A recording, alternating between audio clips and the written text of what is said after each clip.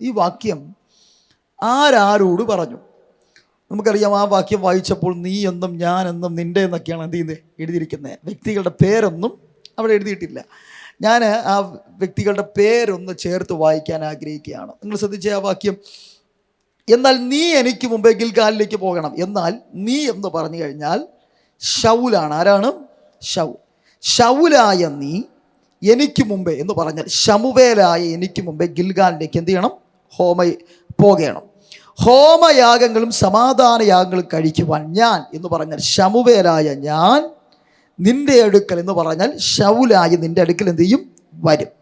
ഞാൻ നിന്റെ അടുക്കൽ വന്നു എന്ന് പറഞ്ഞാൽ ശമുവേലായ ഞാൻ ആമേൻ ശൗലായ നിന്റെ അടുക്കൽ വന്ന് നീ ചെയ്യേണ്ടത്, ശൗലായ നീ ചെയ്യേണ്ടത് എന്തെന്ന് പറഞ്ഞു തരുവോളം 7 ദിവസം അവിടെ കാത്തിരിക്കണം. 7 ദിവസം അവിടെ കാത്തിരിക്കണം. അപ്പോൾ ശമൂവേൽ എന്ന് പറയുന്ന ശക്തനായ പ്രവാചകൻ ശൗലിനോട് പറയുന്ന ഒരാലോചനയാണ്, ഒരു ദൈവശബ്ദമാണ്. നീ 7 ദിവസം അവിടെ ഇരിക്കണം, ഗിൽഗാലിൽ കാത്തിരിക്കണം.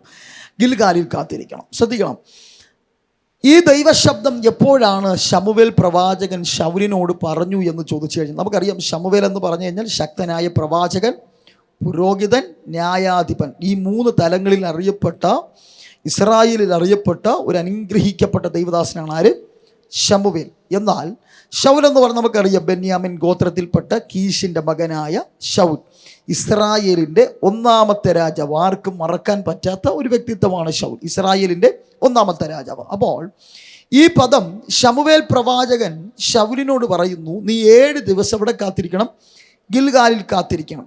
ഈ പദം എപ്പോഴാണ് പറഞ്ഞു എന്ന് ചോദിച്ചു കഴിഞ്ഞാൽ, ശമൂവേൽ പ്രവാചകൻ ശൗലിനോട് നീ 7 ദിവസം ഗിൽഗാലിൽ കാത്തിരിക്കണമെന്ന് പറഞ്ഞപ്പോൾ ശൗൽ ഇസ്രായേലിൻ്റെ രാജാവായിട്ടില്ല. ആരായിട്ടില്ല? ഇസ്രായേലിൻ്റെ രാജാവ് ആയിട്ടില്ല. എന്ന് പറഞ്ഞാൽ ജനത്തിൻ്റെ മുമ്പിൽ കൊണ്ടുവന്നിട്ട് ഇവനാണ് സകല ജലത്തിൻ്റെയും ഇസ്രായേലിൻ്റെ രാജാവാണെന്ന് പറഞ്ഞ് ഇദ്ദേഹത്തെ രാജാവാക്കിയിട്ടില്ല.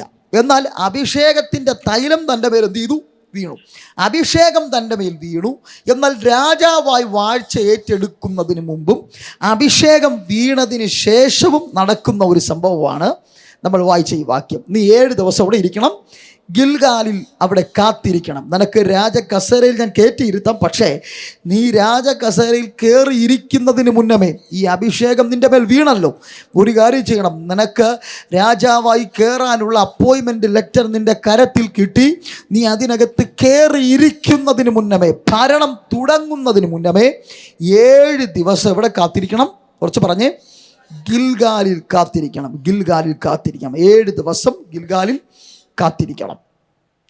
ഈ ശൗലിനെ ശമൂവേൽ പ്രവാചകൻ ഗിൽഗാലിൽ കൊണ്ട് ഇരിക്കാൻ പറഞ്ഞത് ഒരു സസ്പെൻസ് കൊടുത്താണ് ഇരിക്കാൻ പറഞ്ഞത്.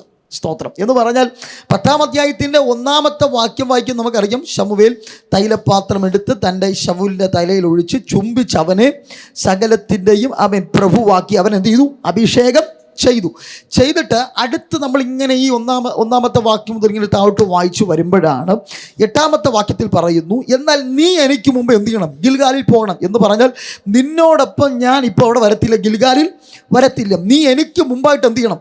പോകണം. നീ പോയിട്ട് നിനക്കവിടെ ചെയ്യാൻ പ്രത്യേകിച്ച് വലിയ കാര്യമൊന്നും ഇല്ല. ഹോമയാഗങ്ങളും സമാധാനയാഗങ്ങളും നീ കഴിക്കണ്ട, അത് കഴിക്കാൻ ഞാൻ നിൻ്റെ അടുക്കൽ എന്ത് ചെയ്യും? വരും.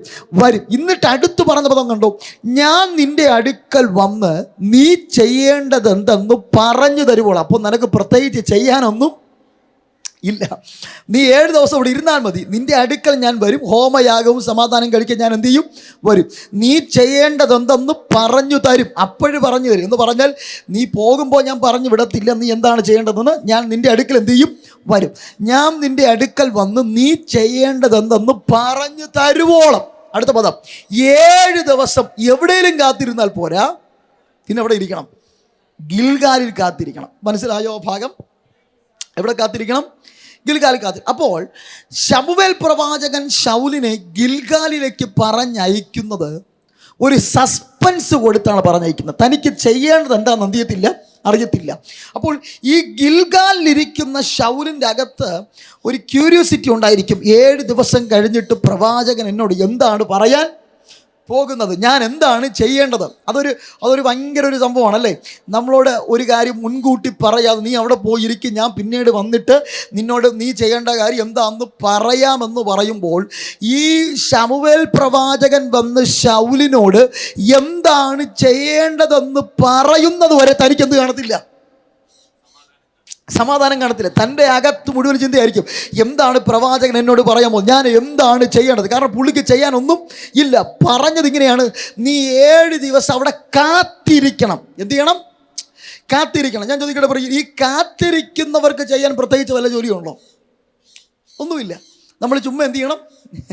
ഇരിക്കണം. പക്ഷേ പറഞ്ഞു, എവിടെ ഇരിക്കണം? ഗിൽഗാലിൽ കാത്തിരിക്കണം. എവിടെയെങ്കിലും കാത്തിരിക്കാൻ എന്ത് ചെയ്യത്തില്ല, പറ്റത്തില്ല. കാരണം ഇന്നലെ വരെ നീ പല സ്ഥലങ്ങളിൽ ഓടി അലഞ്ഞ് അപ്പൻ്റെ കഴുതയെ തേടി അലഞ്ഞു തിരിഞ്ഞ് നടന്നവനാണ്. ഇനി നീ അലയണ്ട, നീ ഒരു 7 ദിവസം കൂടെ ഇരിക്കണം, ഗിൽഗാലിരിക്കണം.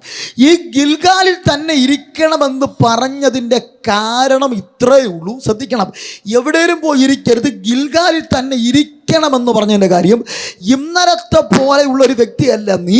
ഇപ്പോൾ നിന്നെ ഒരു പ്രത്യേകമായ നിയോഗത്തിന് വേണ്ടിയിട്ട് അഭിഷേകം ചെയ്തിരിക്കുകയാണ്. ഈ അഭിഷേകത്തിൻ്റെ തൈലം നിന്റെ മേൽ വീഴുന്നതിന് മുമ്പ് ആയിരുന്നെങ്കിൽ നിനക്ക് എവിടെയും പോകാം, എവിടെയും ഇരിക്കാം, എവിടെയും അലഞ്ഞു തിരിഞ്ഞ് നടക്കാം. പക്ഷേ അഭിഷേകം അകത്തു വീണതുകൊണ്ട് എവിടെയും പോയി ഇരിക്കാൻ പറ്റത്തില്ല. അഭിഷേകമുള്ളവൻ ഇരിക്കേണ്ട ഒരു സ്ഥലമുണ്ട്. Hallelujah, hallelujah. യേശുവിൻ്റെ നാമത്തിൽ എവിടെയും ഇരിക്കാൻ പറ്റത്തില്ല. നീ 7 ദിവസം ഗിൽഗാലിൽ ഇരുന്നാലേ പറ്റത്തുള്ളൂ. അങ്ങനെയാണെങ്കിൽ ഇന്ന് പകൽ ഞാൻ ആത്മാവിൽ പറഞ്ഞ ഈ ഉപവാസ പ്രാർത്ഥനയുടെ 6ാമത്തെ പകൽ ഈ സീനായി ചർച്ചിനകത്ത് കാത്തിരിക്കുന്ന ജനത്തോട് പരിശുദ്ധാത്മാവ് പറയുന്നു, ഈ പ്രാർത്ഥന കഴിയുമ്പോൾ നീ ചെയ്യേണ്ട ചില കാര്യങ്ങൾ ദൈവാത്മാവ് നിന്നോട് സംസാരിക്കും. അഭിഷേകത്തിന്റെ തൈലമൊഴിച്ച് നിന്നെ മാറ്റിയിരുത്തിയിരിക്കുകയാണ്. എവിടെയും ഇരിക്കേണ്ട വ്യക്തിയല്ല, നിനക്ക് ഇരിക്കാൻ ഒരു സ്ഥലമുണ്ട്. ഹല്ലേലൂയ. കേൾക്കണം, നമ്മൾ ഈ പഴയ നിയമം പഠിക്കുമ്പോൾ തന്നെ നമുക്കറിയാം, ഈ എലീശ എന്ന് പറയുന്ന പ്രവാചകൻ വയലിനകത്ത് 12 ഏർക്കാളയുമായിട്ട് നിലം ഉഴുതുകൊണ്ടിങ്ങനെ ഇരിക്കുവാണ്, അല്ലേ? താൻ വയലിനകത്തിങ്ങനെ നിലം ഉഴുതുകൊണ്ടിരിക്കുമ്പോൾ പെട്ടെന്ന് ഏലിയ വന്ന് യാദർച്ഛികമന്നെ ഒട്ടും പ്രതീക്ഷിക്കാതെ ഒരു പുതപ്പെടുത്ത് എന്ത് ചെയ്തു? ഇട്ടു. പുതപ്പിടുമെന്ന് ഒരു മുൻ സൂചന പോലും എന്ത് ചെയ്തില്ല, കൊടുത്തില്ല. നമ്മളാണെങ്കിൽ ഒരു പുതപ്പിടുന്നതിന് മുന്നേ പോസ്റ്റൊക്കെ എന്ത് ചെയ്യും, അടിച്ചിറക്കും, നാളെ ഇത്രാം ദിവസം ഇന്ന മീറ്റിങ്ങിനൊക്കെ അത് പുതപ്പിടുമെന്ന്. പക്ഷേ യാദർച്ഛികമന്നെ പുള്ളി ചിന്തിക്കാത്ത സമയത്ത് വയലിനകത്തും നിലം ഉഴുതുകൊണ്ട് നിൽക്കുമ്പോൾ പുതപ്പിട്ടു. ശ്രദ്ധിക്കണം, ഈ പുതപ്പ് എപ്പോൾ ഏലീശയുടെ മേൽ വീണു, ഈ വീണ പുതപ്പ് എടുത്തുകൊണ്ട് താൻ പിന്നെ വയലിനകത്ത് നിന്നില്ല, താൻ കാളയുടെ പുറകെ അല്ല നിന്നത്. പിന്നെ പുതപ്പാരാണോ ഇട്ടത് അവന്റെ പുറകെ ഓടി. ഹല്ലേലൂയ.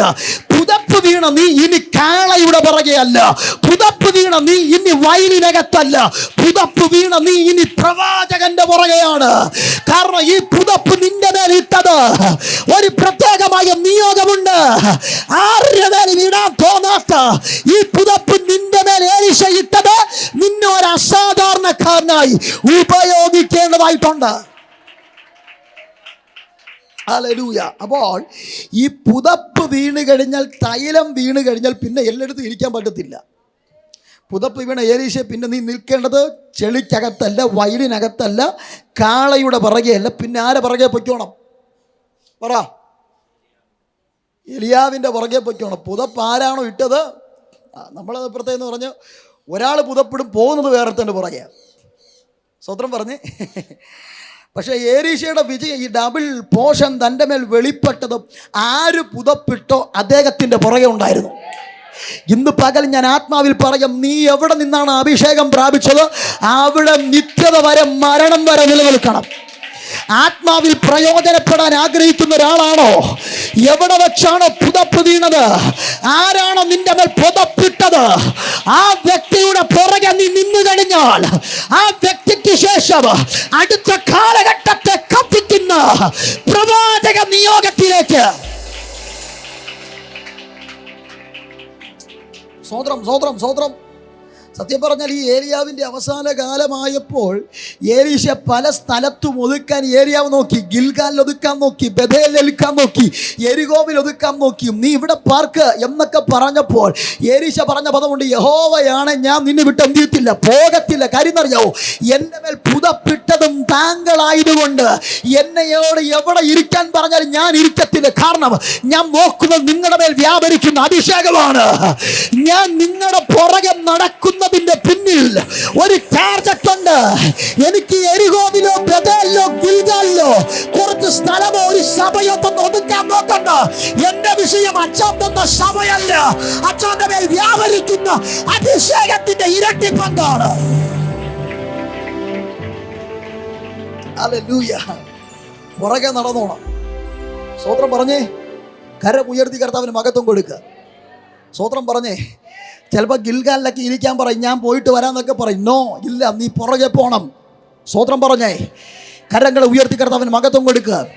അഭിഷേകം വീണ നീ ഇനി പഴയ ജോലിക്ക് നീ തീങ്ങരുത്. അഭിഷേകം വീണ നീ നിന്നെ പ്രത്യേകമായ ഒരു നിയോഗത്തിന് വേണ്ടിയിട്ട് അഭിഷേകം ചെയ്തിട്ടുണ്ടെങ്കിൽ ഇരിക്കേണ്ടടുത്ത് ഇരിക്കാവൂ. ഇരിക്കേണ്ടടുത്ത്. മനസ്സിലായോ? കരം ഉയർത്തി കർത്താവിന് മഹത്വം കൊടുത്തോ? ആ ഭാഗം ഞാൻ അങ്ങ് പറഞ്ഞു വിടുക. അപ്പോൾ ശമൂവേൽ പ്രവാചകൻ ശൗലിനോട് പറയും, നീ 7 ദിവസം ഇവിടെ ഇരിക്കണം, ഗിൽഗാലിൽ ഇരിക്കണം. ഇവിടെ ഇരിക്കണം, ഗിൽഗാൽ. ഈ ഗിൽഗാൽ എന്ന് പറയുന്ന സ്ഥലത്തിൻ്റെ പ്രത്യേകത കേൾക്കണം. ഈ ശൗലിനെ കൊണ്ട് ശമൂവേൽ ഇരുത്തിയത് ഗിൽഗാലിലാണ്. ഈ ഗിൽഗാൽ എന്ന് പറയുന്ന സ്ഥലത്തിൻ്റെ പ്രത്യേകത എന്നറിയോ? ഒരു വാക്യം വായിക്കും. യോശുവയുടെ പുസ്തകം 4-ാം അധ്യായം 19-20 വാക്യം എന്ന് വായിച്ചാട്ടെ. യോശുവ 4:19-20. യോശുവ 4:19-20 വേഗത്തിൽ വായിക്കണം, ഇത്ര സമയം എടുക്കരുത്. യോശുവ 4-ാം അധ്യായം അതിൻ്റെ 19-20 വാക്യം വായിച്ച്. യോശുവ 4-ാം അധ്യായം 6-ാം മാസം 10-ാം തീയതി, 1-ാം മാസം 10-ാം തീയതി, 1-ാം മാസം 10-ാം തീയതി ജനം യോർദാനിൽ നിന്ന് കയറി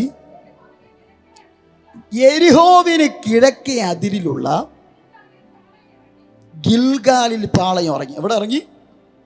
ഗിൽഗാലിൽ പാളയം ഇറങ്ങി. അടുത്ത വാക്യം, യോർദാനിൽ നിന്നെടുത്ത 12 കല്ല് യോശുവ എവിടെ നാട്ടി? കുറച്ച് പറ.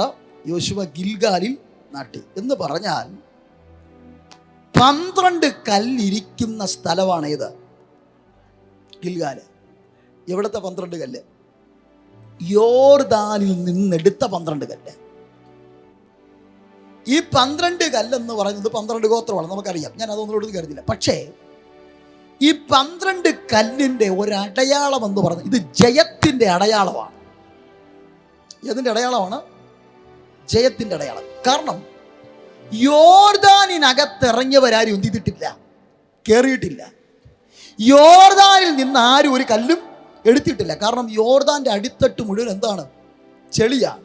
എന്നാൽ ഈ യോർദാനിൽ നിന്നെടുത്ത 12 കല്ല് എവിടെ നാട്ടി? ഗിൽഗാലിൽ നാട്ടി. എന്ന് പറഞ്ഞാൽ ഈ 12 കല്ല് വിളിച്ചു പറയുന്നു യോർദാനെ ജയിച്ചു എന്നുള്ളതിൻ്റെ സൈനാണ് ഗിൽഗാലിൽ ഇരിക്കുന്ന ഈ 12 കല്ല്. അങ്ങനെയാണെങ്കിൽ ശ്രദ്ധിക്കണം, ശമൂവേൽ പ്രവാചകൻ ശൗലിനോട് ഇരിക്കാൻ പറഞ്ഞത് പിതാക്കന്മാർ ജയത്തിൻ്റെ കല്ലെടുത്തു വച്ച ഗിൽഗാലിലാണ് ഇരിക്കാൻ പറഞ്ഞത്. എന്ന് പറഞ്ഞാൽ അഭിഷേകത്തിൻ്റെ തൈലം വീണ നീ ഇരിക്കേണ്ടത് പരാജയത്തിനകത്തല്ല, ജയത്തിനകത്തിരിക്കണം. സ്തോത്രം പറഞ്ഞേ. അങ്ങനെയാണെങ്കിൽ ശൗലേ, നിന്നോട് 7 ദിവസം കാത്തിരിക്കാൻ പറഞ്ഞത് പരാജയത്തിനകത്തല്ല, ജയത്തിനകത്ത്. എവിടെയാണോ നീ ഇരിക്കുന്നത് അതായി നീ തീരും. ഏത് അന്തരീക്ഷത്തിലാണോ നമ്മൾ ഇരിക്കുന്നത് അതായിട്ട് നമ്മൾ എന്ത് ചെയ്യും? തീരും. നമുക്കറിയാം,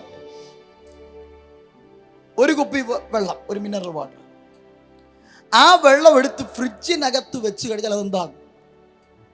അത് തണുക്കും. ഐസാവത്തില്ല, അതെന്ത് ചെയ്യും? തണുക്കും. ആ വെള്ളം പുറത്ത് വെച്ചാൽ പുറത്തെ ക്ലൈമറ്റ് എന്താണോ അതുപോലെ ഇരിക്കും.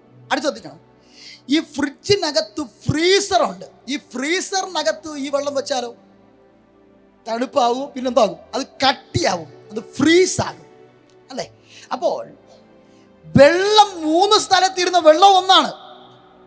ഒരു കിണറ്റിൽ നിന്ന് എടുത്ത വെള്ളമാണ് എന്ത് ചെയ്തേ 3 എടുത്ത് വെച്ചത്. പക്ഷേ ഈ 3 വെള്ളം ഒരുമിച്ച് വെച്ച് കഴിഞ്ഞാൽ ഇപ്പോൾ 3 വെള്ളത്തിന് 3 പ്രത്യേകതയാണ്. ഒന്ന് ചുമ്മാതെ തണുപ്പൊന്നും ഇല്ലാതെ ഇരിക്കുന്നു, അടുത്ത വെള്ളം ഇച്ചിരി ഒന്ന് തണുത്തിരിക്കുന്നു, അടുത്ത വെള്ളം കട്ടി പിടിച്ചിരിക്കുന്നു. കാര്യം അറിയാമോ?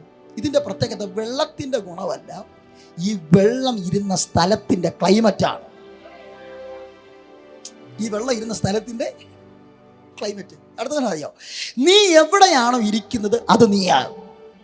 നീ പരാജയത്തിനകത്തിരുന്നാൽ പരാജയമാകും.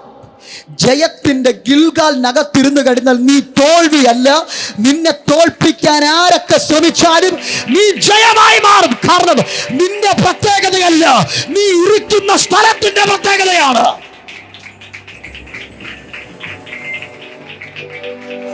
ഈ പകൽ ഞാൻ ആത്മാവിൽ പറയാം, 7 ദിവസം സീനായിക്കകത്തിരുന്നത് വെറുതെയാകത്തില്ല. സീനായി എന്ന് പറയുന്ന പർവ്വതത്തിന്റെ പ്രത്യേകത, ആമേൻ, അടുത്തൊരു ജനത്തിന്റെ കെട്ടുപൊട്ടിക്കാൻ മോശം നിയോഗം പ്രാപിച്ച സ്ഥലമാണ് സീനായി. ഇന്ന് പകൽ ഈ സീനായിക്കകത്ത് നീ ഇരിക്കുന്നത് അടുത്ത നിയോഗങ്ങളെ ചുമന്നുകൊണ്ട് ദൈവാത്മാവിന്റെ പുറത്തെടുക്കാൻ പോകുക.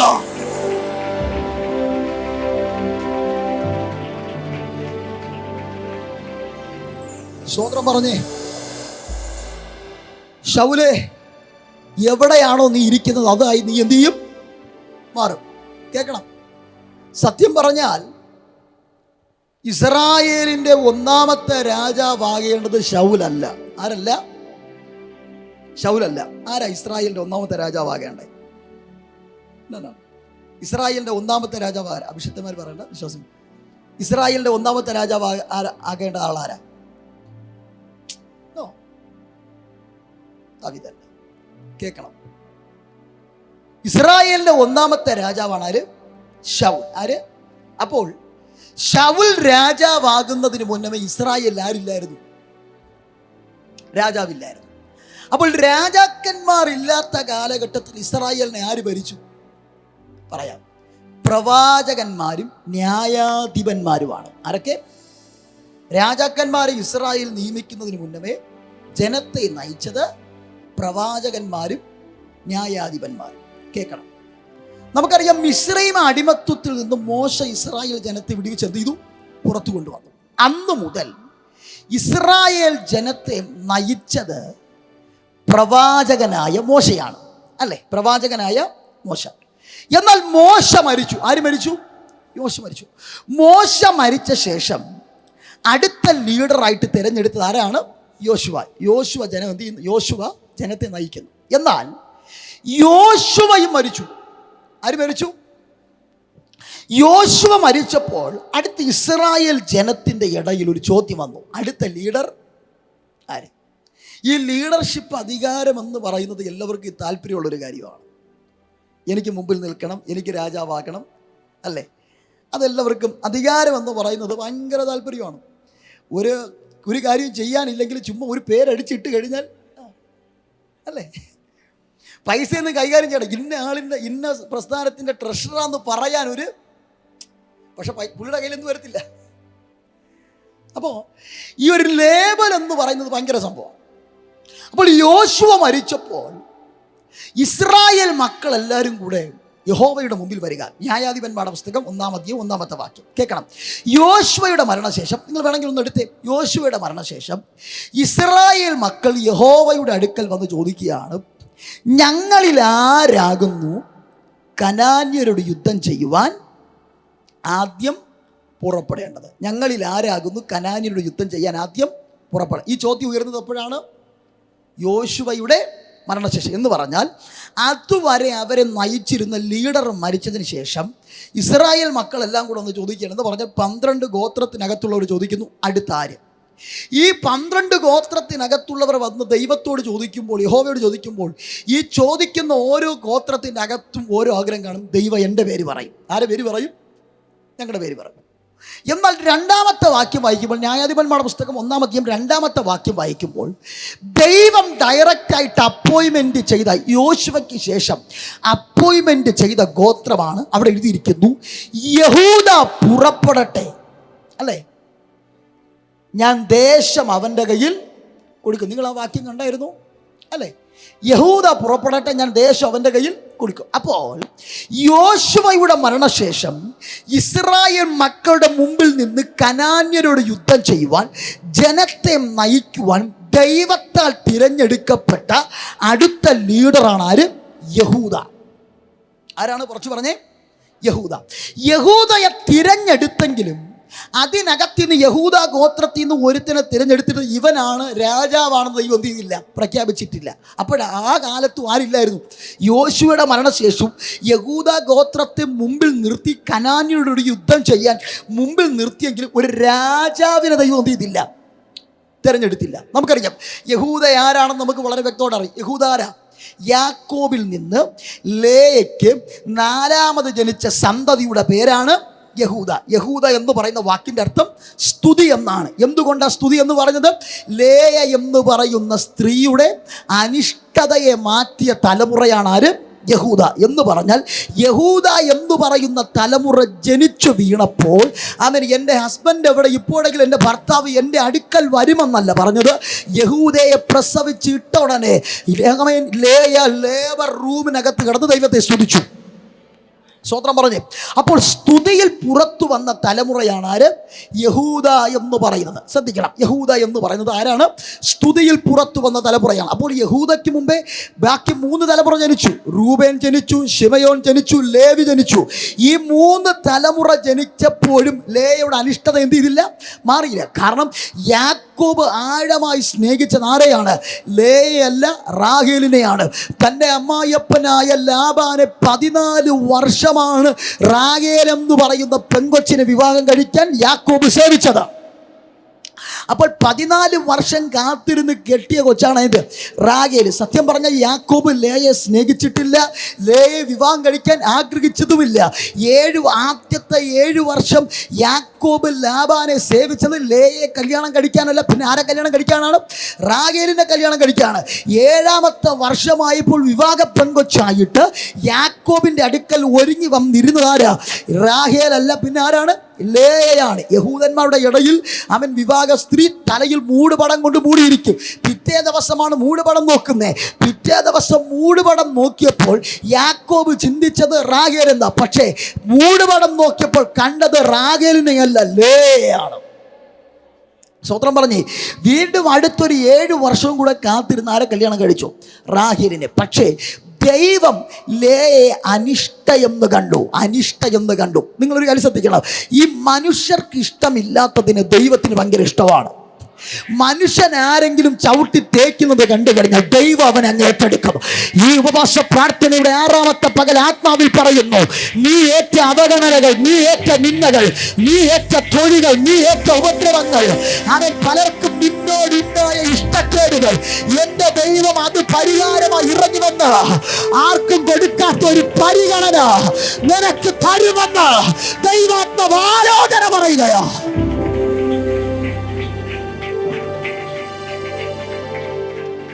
ഹല്ലേലൂയ. കണ്ടോ? അങ്ങനെ ലേയ എന്ന് യഹൂദയെ പ്രസവിച്ചോ അന്നത്തോടുകൂടെ അവിടെ അനിഷ്ടത അങ്ങ് മാറി. എന്ന് പറഞ്ഞാൽ അമ്മയുടെ അനിഷ്ടതയെ മാറ്റിയ ഒരു വിടുതലിൻ്റെ തലമുറയായിരുന്നു യഹൂദ. ഇന്ന് പകൽ ഞാൻ ആത്മാവിൽ പറയാം, അവൻ്റെ പേരിൻ്റെ അർത്ഥം സ്തുതി എന്നാണ്. അങ്ങനെയാണെങ്കിൽ യോശുവയുടെ മരണശേഷം ദൈവം പറഞ്ഞു, കനാന്യരോട് യുദ്ധം ചെയ്യാൻ വേറെ ആരും മുമ്പിൽ നിൽക്കണ്ട. അമ്മയുടെ അനിഷ്ടതയെ മാറ്റിയ സ്തുതിക്കുന്ന തലമുറ, ആരാധിക്കുന്ന തലമുറ, സ്തുതിയിൽ പുറത്തു വന്ന തലമുറയായ യഹൂദ പുറപ്പെടട്ടെ, ഞാൻ ദേശം അവന്റെ കയ്യിൽ ഏൽപ്പിക്കാൻ പോവുക.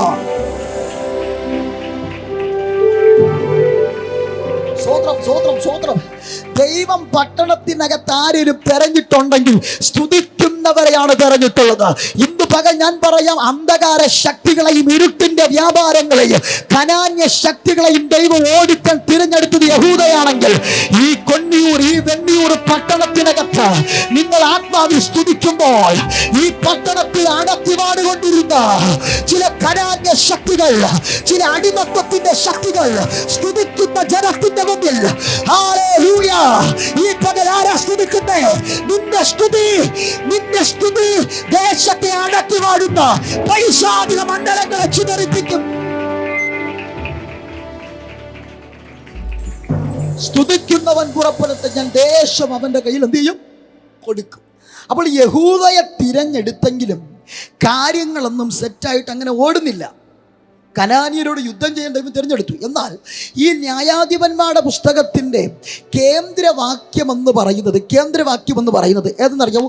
ന്യായാധിപന്മാരുടെ പുസ്തകം 17-ാം അധ്യായം 6-ാമത്തെ വാക്യമാണ്. ന്യായാധിപന്മാരുടെ പുസ്തകം 17-ാം അധ്യായം 6-ാമത്തെ വാക്യം. ആ വാക്യം ഇങ്ങനെ പറയുന്നു, ന്യായാധിപന്മാർ 17-6 ഇങ്ങനെ പറയുന്നു: ആ കാലത്ത് ഇസ്രായേലിൽ രാജാവില്ലാത്തത് കൊണ്ട് ജനം എങ്ങനെ നടന്നു? ഓരോരുത്തൻ ഉറച്ചു പറഞ്ഞേ, ബോധിച്ചതുപോലെ നടന്നു. എങ്ങനെ ആ വാക്യം വായിച്ചു ആൻറ്റി? ആ കാലത്ത് ഇസ്രായേലിൽ രാജാവില്ലായിരുന്നു, ഓരോരുത്തൻ ബോധിച്ചതുപോലെ നടന്നു. എങ്ങനെ നടന്നു?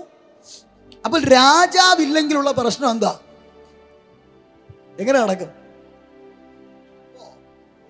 എവിടെ ഒരു ലീഡർ ആവശ്യമാണ്.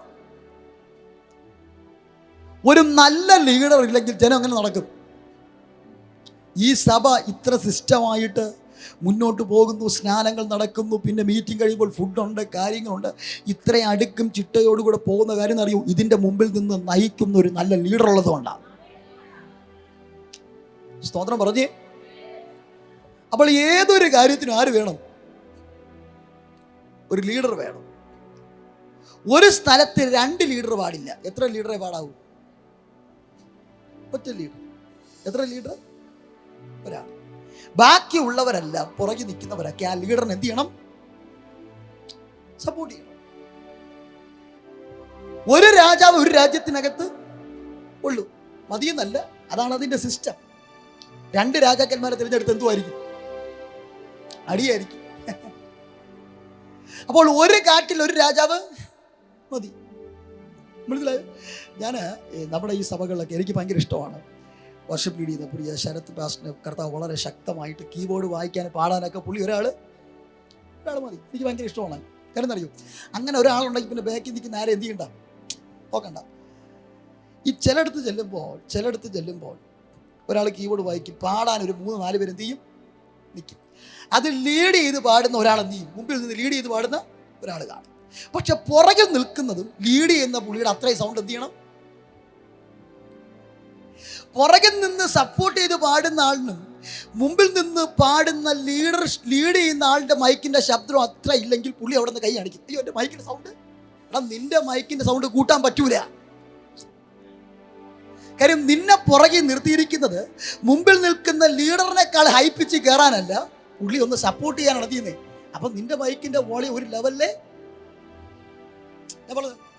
ശരത് പാസ്റ്ററോട് ചോദിക്കാം, പുറകെ നിൽക്കുന്നവർക്ക് ലീഡറിനും മൈക്കിന് സൗണ്ട് ഒരേ ലെവലിലാണെങ്കിൽ എങ്ങനെ ഇരിക്കും? ആ വർഷം എങ്ങനെ ഇരിക്കും? ഈ കേട്ടോണ്ടിരിക്കുന്ന പറയാം, ഈ മൈക്കൊന്ന് വെച്ചിട്ട് പോയിരുന്നെങ്കിൽ. മനസ്സിലായോ? അപ്പൊ പുറകെ നിൽക്കുന്നവർ, ഇനി ഈ സഭയിലും കാലങ്ങൾ കഴിയുമ്പോൾ ദൈവം കൊയറിനൊക്കെ എന്ത് ചെയ്യും? കൊണ്ടുവരും. അപ്പൊ മൈക്കിന് വോളി ഇല്ലെന്ന് എന്ത് ചെയ്യരുത്?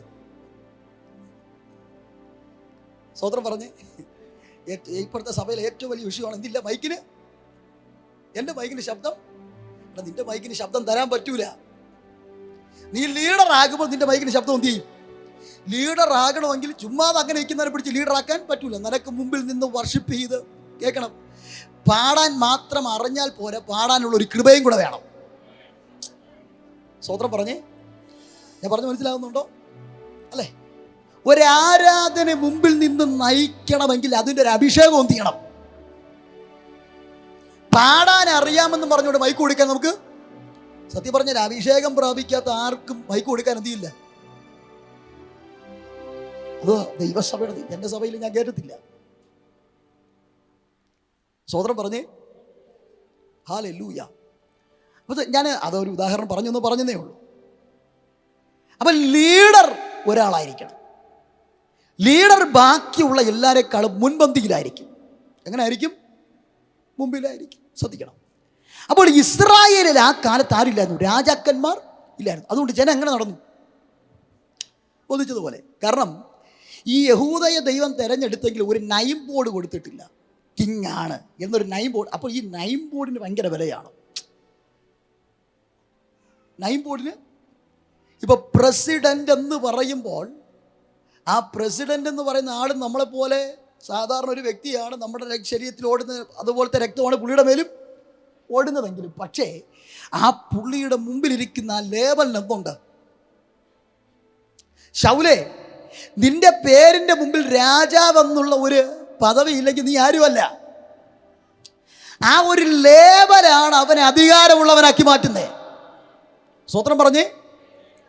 അപ്പൊ ശ്രദ്ധിക്കണം, ഇസ്രായേലിൽ ആ കാലത്ത് ആരില്ലായിരുന്നു? രാജാവില്ലായിരുന്നു. അതുകൊണ്ട് എങ്ങനെ നടന്നു?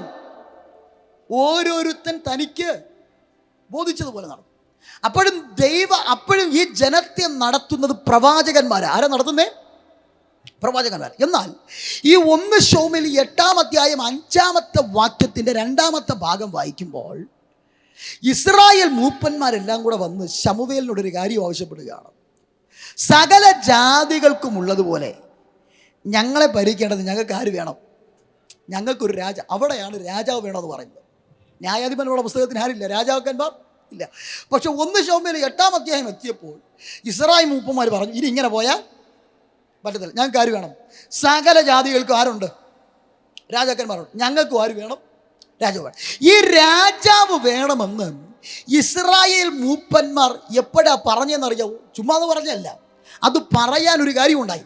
1 ശമൂവേൽ 8-ാം അധ്യായം 1-ാമത്തെ വാക്യം വായിക്കുമ്പോൾ അവിടെ എഴുതിയിരിക്കുന്നു, ശമൂവേൽ വൃദ്ധനായപ്പോൾ അവൻ്റെ പുത്രന്മാരെ ഇസ്രായേലിൽ ആരാക്കി? ന്യായാധിപന്മാരാക്കി. അവൻ്റെ പുത്രന്മാരെ ആരാക്കി? എപ്പോഴാക്കിയത്? ശമൂവേൽ ഇച്ചിരി പ്രായമൊക്കെ ആയി, വൃദ്ധനായി, ഓടാനും ചാടാനും പഴയതുപോലെ സഞ്ചരിക്കാനൊക്കെ ഉള്ള പ്രാപ്തി പോയപ്പോൾ ആരെ പിടിച്ച് ന്യായാധിപന്മാരാക്കി? പറഞ്ഞേ, കുറച്ച് പറ. നിങ്ങൾ എന്നോട് കൂടെ സഹകരിച്ചേ. ശമൂവേലിൻ്റെ പുത്രന്മാരെ പിടിച്ച് ആരാക്കി? ന്യായാധിപൻ. അവൻ്റെ ആദ്യജാതന് യോവേലെന്നും 2-ാമത്തവന് അബിയാവെന്നും പേര്. അടുത്ത 3-ാമത്തെ വാക്യം വായിക്കുമ്പോൾ കാണുന്നു, അവരെ ബേർശേബയിൽ ന്യായപാലനം ചെയ്തു പോന്നു. എന്നാൽ അടുത്ത വാക്യം വായിക്കുമ്പോഴെങ്ങനെ? വായിച്ച അടുത്ത വാക്യം, അവൻ്റെ പുത്രന്മാർ അവൻ്റെ വഴിയും നടക്കാതെ ദുരാഗ്രഹികളായി കൈക്കൂലി വാങ്ങി ന്യായം മറിച്ചു. നിങ്ങൾ കേട്ടണം, ശ്രദ്ധിച്ചോണം.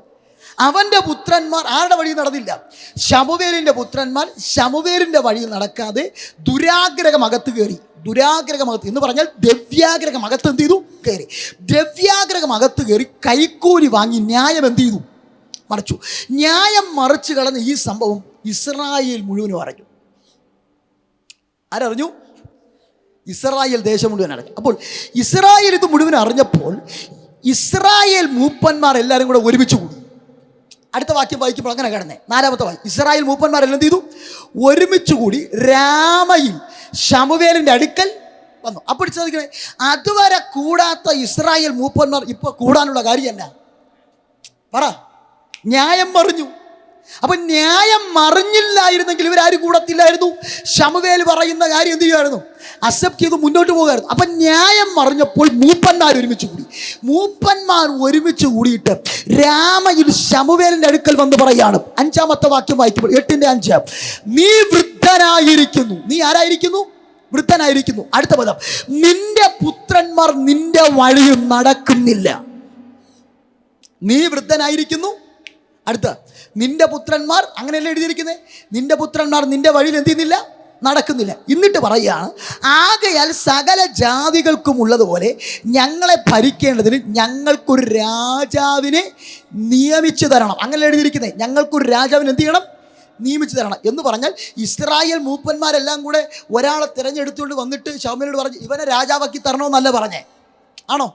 അല്ല. നിന്റെ പുത്രന്മാർ നിന്റെ വഴി നടക്കുന്നില്ല, നീ വൃദ്ധനായിരിക്കുന്നു, ഞങ്ങൾക്ക് ആര് വേണം? ഒരു രാജാവിനെ, പ്രവാചക, നിങ്ങൾ തന്നെ എന്ത് ചെയ്താൽ മതി? നിയമിച്ചാണ്. കാരണം നിങ്ങൾ പറയുന്ന ആരെയും രാജാവായി അംഗീകരിക്കാൻ എനിക്കൊന്നുണ്ട്, മനസ്സുണ്ട്. ശ്രദ്ധിക്കണം. അപ്പോൾ ഈ രാജാവിനെ വേണമെന്ന് ഇസ്രായേൽ മൂപ്പന്മാർ ശമൂവേലിനോട് പറയുന്നതിന് മുന്നമേ പറയുന്ന 2 പദമുണ്ട്. ഒന്ന്, നീ വൃദ്ധനായിരിക്കുന്നു. നീ ആരായിരിക്കുന്നു? വൃദ്ധനായിരിക്കുന്നു എന്ന് പറഞ്ഞാൽ നീ വൃദ്ധനല്ലായിരുന്നെങ്കിൽ വേറെ രാജാവിനെ അന്വേഷിച്ച് ഇറങ്ങണ്ട, ആര് രാജാവായാൽ മതി. ശമൂവേലേ, താങ്കൾ രാജാവാകുന്നതിൽ ഞങ്ങൾക്ക് എന്തേ ഉള്ളൂ? സന്തോഷമേ ഉള്ളൂ. താങ്കൾ രാജാവ്. അടുത്ത പദം, നിന്റെ പുത്രന്മാർ നിന്റെ വഴിയിൽ എന്ത് ചെയ്യുന്നില്ല? നടക്കുന്നില്ല. ഇതിനർത്ഥം നിന്റെ പുത്രന്മാർ നിന്റെ വഴി നടന്നിരുന്നെങ്കിൽ വേറെ രാജാക്കന്മാരെ അന്വേഷിച്ച് ഇറങ്ങണ്ട. നിന്റെ പുത്രന്മാരിൽ ആരെങ്കിലും ഒരാളെ പിടിച്ച് യോവേലിനെയോ അബിയാവിനെ പിടിച്ച് ആരാക്കിയാൽ മതി, രാജാവാക്കിയാൽ മതി. ഞങ്ങൾ എന്ത് ചെയ്യും? അക്സെപ്റ്റ് ചെയ്യും. അപ്പോൾ ശ്രദ്ധിക്കണം, സത്യം പറഞ്ഞാൽ ഇസ്രായേലിൻ്റെ ഒന്നാമത്തെ രാജാവാകേണ്ടത് ശൗലല്ല. അപ്പൻ്റെ വഴിയിൽ മര്യാദയ്ക്ക് നടന്നിരുന്നെങ്കിൽ യോവേൽ അല്ലെങ്കിൽ അബിയാവ് ആരാകുമായിരുന്നു? ഈ തൈല ആരുടെ പേരാ വീഴേണ്ടേ? കുറച്ച് പറ. അയ്യോ, നിങ്ങൾ എന്നോട് ഭയങ്കര സന്തോഷം, നിങ്ങൾ എൻ്റെ കൂടെ ഉണ്ടോ? ഈ തൈലം ആരുടെ മേലെ വീഴണ്ടേ? ഇസ്രായേലിൻ്റെ ഒന്നാമത്തെ രാജാവാകാനുള്ള അഭിഷേകത്തിൻ്റെ തൈലം ആരുടെ മേലെ വീഴണ്ടേ? യോവേലിൻ്റെ മേൽ. അല്ലെങ്കിൽ ആരുടെ മേൽ വീഴണം? അബിയാവിൻ്റെ. ഇവന്മാരിൽ രണ്ടിലാരെങ്കിലും ഒരാൾ അപ്പൻ്റെ വഴിയിൽ നടന്നിരുന്നെങ്കിൽ ദൈവം അവിടെ മേൽ എന്ത് ചെയ്ത് ഒഴിച്ചേനെ? അഭിഷേകത്തിൻ്റെ തൈലം ഒഴിച്ചേനെ. അപ്പോൾ എന്നിട്ട് പറയാണ്, സകല ജാതികൾക്കും ഉള്ളതുപോലെ ഞങ്ങൾക്കൊരു രാജാവിന് വേണം. പക്ഷേ ശൗമേലെ നീയും വേണ്ട, നിന്റെ തലമുറയും വേണ്ട, പക്ഷേ നിങ്ങൾ പറയുന്ന ആൾ മതി. ആര് പറയുന്നേ? ശമൂവേല് പറയുന്ന ആൾ ആരായാ മതി. കേൾക്കണം. ഇങ്ങനെ പറഞ്ഞപ്പോൾ അതുവരെ ഇസ്രായേലിനെ റൂൾ ചെയ്തുകൊണ്ടിരിക്കുന്ന ആരാ? ശമൂവേല. പുള്ളി പറയുന്നത് അവരെന്ത് ചെയ്യത്തുള്ളൂ. പുള്ളി യുദ്ധത്തിന് പോകാൻ പറഞ്ഞാൽ യുദ്ധത്തിന് പോകാം, പോകരുതെന്ന് പറഞ്ഞാൽ പോകത്തില്ല. എന്ത് പ്രവാചകൻ പറഞ്ഞോ ആ വാക്കിന് അവരെന്ത് ചെയ്യുന്നുണ്ട്? വില കൊടുക്കുന്നുണ്ട്. എന്ന് പറഞ്ഞാൽ ശമൂവേൽ എന്ന് പറയുന്ന പ്രവാചകന്റെ പേര് കേട്ട് കഴിഞ്ഞാൽ വിറയ്ക്കും. ദാൻ മുതൽ ബേർശേവ വരെ വിറപ്പിച്ച പ്രവാചകനാണ് ആര്? ശമൂവേൽ. അപ്പോൾ ശമൂവേലിന് അവർ അത്ര വാല്യൂ കൊടുത്തു. കേൾക്കണം. അപ്പോൾ ശമൂവേൽ പറഞ്ഞു ആരാ രാജാവാകേണ്ടത്. പക്ഷേ പെട്ടെന്നൊരു സുപ്രഭാതത്തിൽ ഈ ഇസ്രായേൽ മൂപ്പന്മാർ വന്ന് ശമൂവേലിനോട് രാജാവ് വേണമെന്ന് പറഞ്ഞത് 6-ാമത്തെ വാക്യം വായിക്കുമ്പോൾ ശമൂവേലിന് അത് ഇഷ്ടപ്പെട്ടില്ല. തനിക്കതെന്ത് തോന്നി? അനിഷ്ടമായി തോന്നി. അങ്ങനെ എഴുതിയിട്ടില്ലേ? ശമൂവേലിന് അതെന്ത് തോന്നി? ഏതൊക്കെ ഇസ്രായേൽ മൂപ്പന്മാർ ഒരാൾ ഇങ്ങനെ വാണുകൊണ്ടിരിക്കുക. അപ്പോഴാണ് ഒരു കൂട്ടം പേര് വന്ന് പറയുന്നു, ഞങ്ങൾക്ക് രാജാവ് വേണമെന്ന് പറഞ്ഞു കഴിഞ്ഞാൽ അതുവരെ റൂൾ ചെയ്തുകൊണ്ടിരിക്കുന്ന ആളിന് ഇഷ്ടപ്പെടും. പുള്ളിക്ക് അത് അനിഷ്ടമായി തോന്നി. പക്ഷേ ഈ അനിഷ്ടതയെ ശമൂവേലിൻ്റെ അകത്ത് വെച്ചുകൊണ്ടിരുന്നില്ല. അടുത്ത പദം, ശമൂവേൽ യഹോവയോട് പ്രാർത്ഥിച്ചു. എന്ത് ചെയ്തു? പറ. ആരോട് പ്രാർത്ഥിച്ചു? യഹോവയോട് പ്രാർത്ഥിച്ചു. യഹോവയോട് പ്രാർത്ഥിച്ചപ്പോൾ ശമൂവേൽ പ്രവാചകന് മനസ്സിലായി ഇത് ദൈവത്താലുള്ള പരിപാടിയാണ്. പ്രാർത്ഥിച്ചപ്പോൾ അനിഷ്ടത എന്ത് ചെയ്തു? കുറച്ച് പറ. ഇതിനർത്ഥം എന്നറിയോ? എന്തെങ്കിലും ഒരു ഇഷ്ടക്കേട് അകത്ത് വന്നു കഴിഞ്ഞാൽ വെച്ചോണ്ടിരിക്കരുത്, ഇരുന്ന് പ്രാർത്ഥിച്ചോണം. പ്രാർത്ഥിച്ചാൽ ക്യാൻസർ മാത്രമല്ല മാറുന്നത്, പ്രാർത്ഥിച്ചാൽ രോഗം മാത്രമല്ല മാറുന്നത്, പ്രാർത്ഥിച്ചാൽ വിസ മാത്രമല്ല മാറുന്നത്. പ്രാർത്ഥിച്ചു കഴിഞ്ഞാൽ അനിഷ്ടവും മാറും. എന്ത് മാറും? അയ്യോ, ഈ ഡയലോഗ് ആരോ എവിടെ കേട്ടതുപോലെ. പ്രാർത്ഥിച്ചു കഴിഞ്ഞാൽ എല്ലാം എന്ത് ചെയ്യും? ഇഷ്ടക്കേടുകളും. പ്രാർത്ഥിച്ചാൽ അസൂയ മാറും. ഒരുത്തനൊരു നന്മ കിട്ടുമ്പോൾ ചെറിയൊരു അസൂയ എന്ത് ചെയ്തു? അകത്ത് വന്നു. അത് വെച്ചോണ്ടിരുന്നു കഴിഞ്ഞാൽ അത് മാറൂല, അത് വളരും. ഇസ്രായേൽ മൂപ്പന്മാർ രാജാവ് വേണമെന്ന് പറഞ്ഞപ്പോൾ ശമൂവേലിന് അത് ഇഷ്ടപ്പെട്ടില്ല. പക്ഷെ പ്രാർത്ഥിച്ചപ്പോൾ എന്ത് ചെയ്തു? ആ ഇഷ്ടക്കേടങ്ങ് മാറി. അപ്പോൾ ശ്രദ്ധിക്കണം, എന്തെങ്കിലും അകത്ത് അടിച്ചു കഴിഞ്ഞാൽ അപ്പോഴെന്ത് ചെയ്തോണം? മനസ്സിൽ വെച്ച് വെച്ച് വെച്ച് വാള വലിയൊരു വിഷയം വരുമ്പോൾ എല്ലാം കൂടെ ഒരുമിച്ച് പൊട്ടിക്കാൻ വേണ്ടി എന്ത് ചെയ്യരുത്? ചിലരങ്ങനെയാണ്. എന്തെങ്കിലും ഉണ്ടെങ്കിൽ അപ്പോഴെന്ത് ചെയ്യത്തില്ല, പറയത്തുമില്ല. ജയം. ഒരു വിഷയം വന്നു, പിന്നെ അടുത്ത വിഷയമായി, പിന്നെ അടുത്ത വിഷയമായി. ഈ വിഷയങ്ങൾ കൂട്ടിയിട്ട് അടുത്തൊരു വിഷയം വരുമ്പോൾ എല്ലാം കൂടെ അടിച്ചെന്ത് ചെയ്യും? മാനസാന്തരപ്പെട്ടോണം. എന്ത് പകൽ ഈ 6-ാമത്തെ പകൽ എന്ത് ചെയ്തോണം? കണ്ടോ, ശമൂവേൽ എന്ന് പറയുന്ന പ്രവാചകന്റെ വിജയം. എന്തെങ്കിലും നെഗറ്റീവ് അടിച്ചു കഴിഞ്ഞാൽ അപ്പോൾ അടുത്തുള്ളവനെ വിളിച്ച് പറയത്തില്ലേ, ഇന്ന പ്രശ്നം നടക്കുകയാണ് കേട്ടോ, നീ ഇത് ചോദിക്കണം, ഇന്നലെ വരെ ഞാനാണ് നയിച്ചത്, ഇന്നലെ വരെ ഞാനാണ് റൂൾ ചെയ്തത്, പെട്ടെന്ന് അവർക്ക് അങ്ങനെ പറഞ്ഞോ? നമ്മളാണെങ്കിൽ അവിടെ ഇരുന്ന് സകല ഫോണും എന്ത് ചെയ്യും? കറക്കി വിളിച്ച് പെട്ടെന്നൊരു ഗ്രൂപ്പ് എന്ത് ചെയ്തേനെ, എങ്ങനെ രാജാവിനെ ഉണ്ടാക്കാതിരിക്കാം. മനസ്സിലായോ? പുള്ളി ഗ്രൂപ്പ് ഉണ്ടാക്കിയില്ല, രാജാവ് എങ്ങനെ വരാതിരിക്കാമെന്നുള്ള പ്ലാൻ ചെയ്തില്ല, പ്രാർത്ഥിച്ചു. ഈ പകൽ ഞാൻ ആത്മാവിൽ പറയാം, എന്തെങ്കിലും ഇഷ്ടക്കേടുകൾ തോന്നിക്കഴിഞ്ഞാൽ അടുത്തൊരാൾ പറഞ്ഞു, മറ്റൊരാൾ പറഞ്ഞു, അവിടെ പറഞ്ഞു, ഇവിടെ പറഞ്ഞു, അത് വഷളാക്കാനല്ല. ഇഷ്ടക്കേട് തോന്നിക്കഴിഞ്ഞാൽ നീ പ്രാർത്ഥിക്കുക, അതിന്റെ സൊല്യൂഷൻ ദൈവം തരും. കണ്ടോ, പ്രവാചകൻ പ്രാർത്ഥിച്ചു. പ്രവാചകൻ എന്ത് ചെയ്തു? പ്രാർത്ഥിച്ചു. പുള്ളി കാര്യം പിടികിട്ടി. ആര് വേണം? രാജാവ് വേണം. പുള്ളി അതിനങ്ങ് പ്രിപ്പയറായി. പുള്ളി അതിനങ്ങ് രാജാവിനെ നിയമിക്കാനായിരുന്നു പുള്ളിയുടെ അടുത്ത പ്രാർത്ഥന. പുള്ളി ദൈവസന്നിധിയിൽ ഇരിക്കുക, എനിക്കൊരു രാജാവ് വേണം, ഇവർക്കൊരു രാജാവിനെ നിയമിച്ചാക്കി. അങ്ങനെ പുള്ളി പ്രാർത്ഥിച്ചുകൊണ്ടിരിക്കുമ്പോഴാണ് 1 ശമൂവേൽ 9:16 വാക്യം, നാളെ ഈ നേരമാകുമ്പോൾ നിന്റെ അടുക്കൽ ഞാനൊരു ബെന്യാമിൻ ദേശക്കാരനെ, അവനെ നീ അഭിഷേകം ചെയ്യണം. കണ്ടോ, പ്രാർത്ഥിച്ചു കഴിഞ്ഞാൽ കാര്യം സോൾവ് ആകും. ആരെ ആക്കണമെന്ന് ദൈവം കാണിച്ചു തരും. ഞാൻ പറഞ്ഞു മനസ്സിലായോ? കേൾക്കണം. അങ്ങനെ ഇസ്രായേലിന്റെ 1ാമത്തെ രാജാവായി കയറി വന്നത് ആരാണ്? ശൗൽ. എൻ്റെ അടുത്ത ചോദ്യം, ഈ യോവേലിനും അബിയാവിനും ഇല്ലാത്ത എന്തു ഗുണമാണ് ശൗലിനുള്ളത്? എന്തു ഗുണമാണ് ശൗലിനുള്ളത്? സത്യം പറഞ്ഞാൽ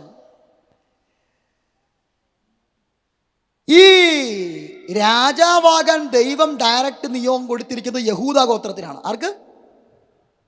പക്ഷേ ശൗൽ എന്ന് പറയുന്നവനാരെന്നറിയാവോ? ബെന്യാമിൻ ഗോത്രക്കാരൻ. ഈ 1 ശമൂവേൽ 9:21 വാക്യം വായിക്കുമ്പോൾ ഈ ശമൂവേൽ നിന്നെ രാജാവായി ദൈവം തിരഞ്ഞെടുത്തിരിക്കുന്നു എന്ന് പറഞ്ഞ പുള്ളി പറഞ്ഞ പദമുണ്ട്. ഞാൻ 1 ശമൂവേൽ 9:21, ശൗൽ അവനോട്, ഞാൻ ഇസ്രായേൽ ഗോത്രങ്ങളിൽ വെച്ച് ഏറ്റവും ചെറിയ ഗോത്രമായ ബെന്യാമിൻ ഗോത്രത്തിൽപ്പെട്ടവനും ആ ബെന്യാമിൻ ഗോത്രത്തിലുള്ള സകല കുടുംബങ്ങളിൽ വെച്ച് ഏറ്റവും ചെറിയ കുടുംബത്തിൽപ്പെട്ടവനുമായിരിക്കും നീ എന്നോട് ഇങ്ങനെ പറയുന്നത്. അപ്പോൾ ഇസ്രായേൽ ഗോത്രത്തിൽ ഏറ്റവും താഴേക്കിടയിൽ കിടക്കുന്ന ഗോത്രമാണ് ഏത്? ബെന്യാമിൻ ഗോത്രം. ആ താഴേക്കിടയിൽ കിടക്കുന്ന ഗോത്രത്തിൽ ഏറ്റവും ചെറിയ കുടുംബം, ഏറ്റവും ചെറിയ കുടുംബത്തിൽ കിടക്കുന്നവനാണ് ആര്? ശൗൽ. കേൾക്കണം. അപ്പോൾ രാജാവെന്ന് പോയിട്ട് എന്ന് പറയാനുള്ള യോഗ്യത പോലും ആർക്കില്ല. ഗോത്രത്തിൻ്റെ അടിസ്ഥാനത്തിൽ ആർക്കില്ല? ഒരു യോഗ്യതയില്ല. ഗോത്രത്തിൻ്റെ അടിസ്ഥാനത്തിലോ കുടുംബത്തിൻ്റെ അടിസ്ഥാനത്തിലോ ഒരു യോഗ്യത ആർക്കില്ല? ശൗലിനില്ല. പിന്നെ എന്തിനാ ഇവനെ പിടിച്ച് രാജാവാക്കി? കേൾക്കണം. സത്യം പറഞ്ഞാൽ ഈ ഗോത്രത്തിൻ്റെയും കുടുംബ പാരമ്പര്യത്തിൻ്റെ അടിസ്ഥാനം വെച്ച് നോക്കുകയാണെങ്കിൽ യോവേലിനെയോ അബിയാവിനെയോ രാജാവാക്കണം. കാരണം ശമൂവേലിൻ്റെ അമ്മയായ ഹന്ന ആരാ? പ്രാർത്ഥിക്കുന്ന കരയുന്ന ആളാണ് ഹന്ന. ശ്രദ്ധിക്കണം, പ്രാർത്ഥിക്കുന്ന.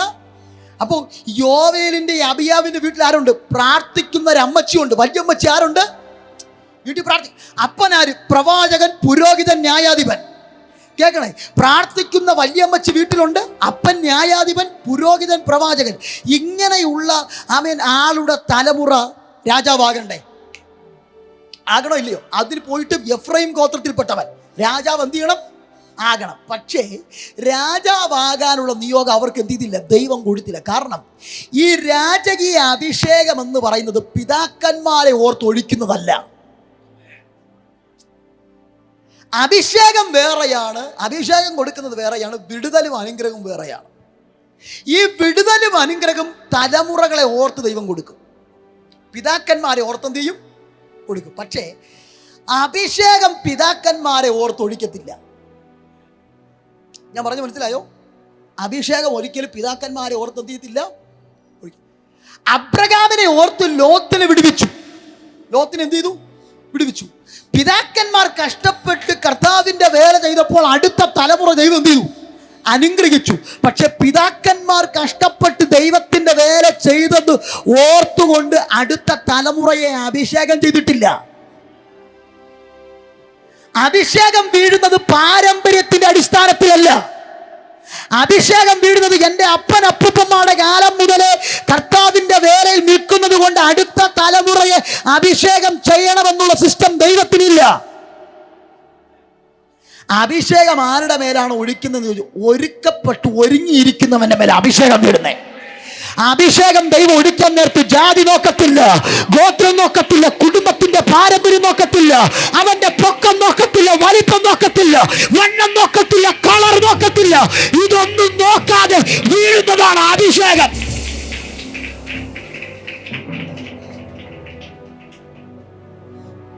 അഭിഷേകം ആളും തരോ നോക്കി ഒഴിക്കുന്നതല്ല. അതാണ് പത്രോസിന്റെ പ്രസംഗത്തിൽ അപ്പോസ്തലപ്രവൃത്തി 10-ാം അധ്യായം 34-35 വാക്യം വായിക്കുമ്പോൾ അവിടെ എഴുതിയിരിക്കുന്നു, നമ്മുടെ ദൈവത്തിന് മുഖപക്ഷമില്ല എന്നും അവൻ ഏത് ജാതിയിൽപ്പെട്ടവനായാലും ദൈവത്തെ പറ്റും നീതി പ്രവർത്തിക്കുന്നവനെ അവൻ അംഗീകരിക്കുന്നു. അപ്പൊ ദൈവത്തിന് എന്തില്ല? മുഖപക്ഷം ഇല്ല. ആമേൻ, ആമേൻ. ശമൂവേലിന്റെ മുഖം നോക്കി പ്രാർത്ഥിക്കുന്ന ഹന്നയുടെ മുഖം നോക്കി ദൈവം യോവേലിനെ പിടിച്ച് രാജാവാക്കിയാൽ ദൈവത്തിന് മുഖപക്ഷമുണ്ട്. എന്തുണ്ട്? അവന്മാര് കാണിച്ച കൈക്കൂലി വാങ്ങിയ ദൈവം എന്ത് ചെയ്തു? ദൈവം കണ്ണടച്ചെന്ന് പറയും. അപ്പോൾ ഈ അഭിഷേകം അങ്ങനെ എല്ലാവരുടെ പേരും എന്ത് ചെയ്യത്തില്ല. അനുഗ്രഹം കിട്ടും, നന്മ കിട്ടും, വിടുതൽ എന്ത് ചെയ്യും? വീട്ടിനകത്ത് കുണം പിടിക്കാത്ത തലമുറയുണ്ടെങ്കിൽ അപ്പനും അമ്മയും അയ്യോ എൻ്റെ മക്കളെ വിടുവിക്കണേ നോക്കിക്കഴിഞ്ഞാൽ കുണം പിടിക്കാത്ത തലമുറയുടെ ക്യാരക്ടർ നോക്കിയല്ല, ഈ പ്രാർത്ഥിക്കുന്ന അമ്മയെ കണ്ട് ദൈവം എന്ത് ചെയ്യും? വീട്ടിൽ പ്രാർത്ഥിക്കുന്ന ഒരമ്മയുണ്ട്, പക്ഷെ മക്കൾ ഗുണം പിടിച്ചിട്ട് കർത്താവേ എൻ്റെ തലമുറയുടെ മേലെ അഭിഷേകം ഒഴിക്കണമെന്ന് ഈ അമ്മ ഇനി എത്ര കരഞ്ഞ് പ്രാർത്ഥിച്ചാലും അഭിഷേകം ഒന്നും ചെയ്യത്തില്ല. പക്ഷെ അനുഗ്രഹം കിട്ടും, അനർത്ഥങ്ങൾ മാറിപ്പോകും, വിടുതല കിട്ടും, അപകടം എന്ത് ചെയ്യും? മാറും. പക്ഷേ അഭിഷേകം, ഞാൻ പറഞ്ഞ മനസ്സിലാവുന്നുണ്ടോ? അഭിഷേകത്തിൻ്റെ തലം വേറെയാണ്. കേൾക്കണം. എന്തുകൊണ്ടാണ് ശൗലിനെ പിടിച്ച് രാജാവാക്കി? ഇവന്റെ മേൽ ഈ രാജകീയ അഭിഷേകം വീഴുള്ള കാര്യം എന്നാ? കേൾക്കണം. 1 ശമൂവേൽ 9-ാം അധ്യായം 1-ാമത്തെ വാക്യം മുതൽ പഠിക്കുമ്പോഴാണ് നമുക്ക് ശൗലിനെ കാണാൻ കഴിയുന്നത്. കണ്ടോ, ബെന്യാമിൻ ദേശത്ത് കീശ് എന്നു പേരുള്ള ഒരു ധനികൻ ഉണ്ടായിരുന്നു. അപ്പൊ കീശ് ആരാണ്? ബെന്യാമിൻ ഗോത്രക്കാരൻ. അടുത്ത് പറയുന്നു, ഉറച്ചു പറാപദം ധനികൻ. ശൗൽ എന്ത് പറഞ്ഞു? ഇസ്രായേൽ ഗോത്രങ്ങൾ ഏറ്റവും താഴെ കിടക്കുന്ന ഗോത്രം. ആ ഗോത്രത്തിൽ ഏറ്റവും ചെറിയ കുടുംബത്തിൽപ്പെട്ടവനാണ് ആര്? ശൗൽ. പക്ഷെ കീശ് ആരാ? കുറച്ച് പറ. അപ്പോൾ എത്ര ചെറിയ ഗോത്രമാണെങ്കിലും എത്ര പാവപ്പെട്ട കുടുംബമാണെങ്കിലും അധ്വാനിക്കാൻ മനസ്സുണ്ടെങ്കിൽ കൈ പൈസ വരും. അത് പറയാനാ. ഗോത്രത്തിൻ്റെ അടിസ്ഥാനത്തിലല്ല സമ്പത്ത് വരുന്നേ. നിനക്ക് ജോലി ചെയ്യേണ്ട മനസ്സുണ്ടെങ്കിൽ കയ്യിൽ എന്ത് വരും? അതിൻ്റെ ഉദാഹരണമാണ് കീശ്. ഏറ്റവും താഴെ കിടക്കുന്ന ഗോത്രമാണ്, ഏറ്റവും ചെറിയ കുടുംബം. പക്ഷെ പുള്ളി ആരാ? കാരണം എന്നാ? വെളുപ്പാൻ രാവിലെ 10-11 മണി വരെ കൈയും കെട്ടി വീട്ടിനകത്ത് കിടക്കൂല. ഒരു ചെറിയൊരു നടുവേന. ഇന്ന് ജോലിക്ക് എന്ത് ചെയ്യുന്നില്ല, ഒരാഴ്ച റെസ്റ്റ്. മിണ്ടുന്നില്ല കേട്ടോ, സ്വോത്രമൊക്കെ പോയി നോക്കുകയുണ്ടോ? അപ്പോൾ ധനികനാകാൻ ഏത് കുടുംബത്തിൽ ജനിച്ചു എന്നുള്ള വിഷയം മനസ്സിലായോ വെച്ചാ? ജോലി ചെയ്തോണം, ആരാധനയ്ക്ക് വന്നോണം, കർത്താവിന് കൊടുക്കേണ്ടത് എന്ത് ചെയ്തോണം, കാര്യങ്ങളൊക്കെ ക്ലിയർ ആയിട്ട് പോട്ടെ. നിന്റെ വീട്ടിനകത്ത് സമ്പത്ത് കയറി വരും, നിനക്ക് ജോലി ചെയ്യേണ്ട ആരോഗ്യം ദൈവം തരും. സ്വോത്രം പറ. കരം ഉയർത്തി കർത്താവിന് മഹത്വം കൊടു. അപ്പൊ ശൗലാര ധനികൻ. അടുത്ത 2-ാമത്തെ വാക്യം പറഞ്ഞു, അവന് ശൗൽ എന്ന പേരോടെ ഒരു മകൻ ഉണ്ടായിരുന്നു. ആരുണ്ടായിരുന്നു? 2-ാമത്തെ 9:2 മകനുണ്ടായിരുന്നു. അടുത്ത വാക്യം കണ്ടോ, അവൻ യൗവനവും കോമളത്വമുള്ളവനും. അയ്യോ, നിങ്ങൾ എൻ്റെ കൂടെ ഇല്ല, വായിക്കുന്നില്ലല്ലോ ആരും എന്നോട്. യൗവനവും കോമളത്വം ഉള്ളവനും മകനുണ്ടായിരുന്നു. അടുത്ത വാക്യം, ഇസ്രായേലിൽ അവനേക്കാൾ കോമളനായ ഒരു പുരുഷൻ, അങ്ങനെ ഉറച്ചു പറ, ഇല്ലായിരുന്നു.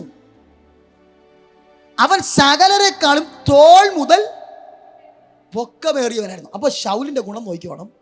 അപ്പൻ ധനികൻ, യൗവനത്വമുള്ളവൻ, കോമളൻ. പിന്നെ കോമളൻ എന്ന് പറഞ്ഞ് ഗ്ലാമർ എന്ന് പറഞ്ഞു കഴിഞ്ഞാൽ ഇസ്രായേൽ മക്കളിൽ അവൻ്റെ അത്ര ഗ്ലാമറുള്ള ആരും എന്ന് പറഞ്ഞാൽ ഇസ്രായേലിൽ അവൻ ഇറങ്ങി നോക്കിക്കഴിഞ്ഞാൽ സകലരും ആരെ നോക്കും? പറ. സകല പെണ്ണുങ്ങളും ആണുങ്ങളെല്ലാം ആരെ നോക്കും? ശൗൽ നോക്കും. അവൻ്റെ അത്ര പൊക്കമുള്ളവരാരും ഇല്ലായിരുന്നു. അപ്പോൾ ദൈവം ഇവനെ പിടിച്ച് രാജകീയ അഭിഷേകം കൊടുത്തത് ശൗലിൻ്റെ അപ്പനായ കീശിൻ്റെ പൈസ കണ്ടിട്ടല്ല. ആണോ? ഇവൻ്റെ ഗ്ലാമർ കണ്ടിട്ട്, ഇവൻ്റെ യൗവനത്തെ കണ്ടിട്ടും അല്ല. അടുത്ത് ഇവൻ്റെ പൊക്കം കണ്ടിട്ടും. ദൈവം പൊക്കവും വണ്ണവും നോക്കി രാജാവാക്കിയിരുന്നെങ്കിൽ ഇസ്രായേലിൻ്റെ 2-ാമത്തെ രാജാവായത് ആരാ? ദാവീദ്.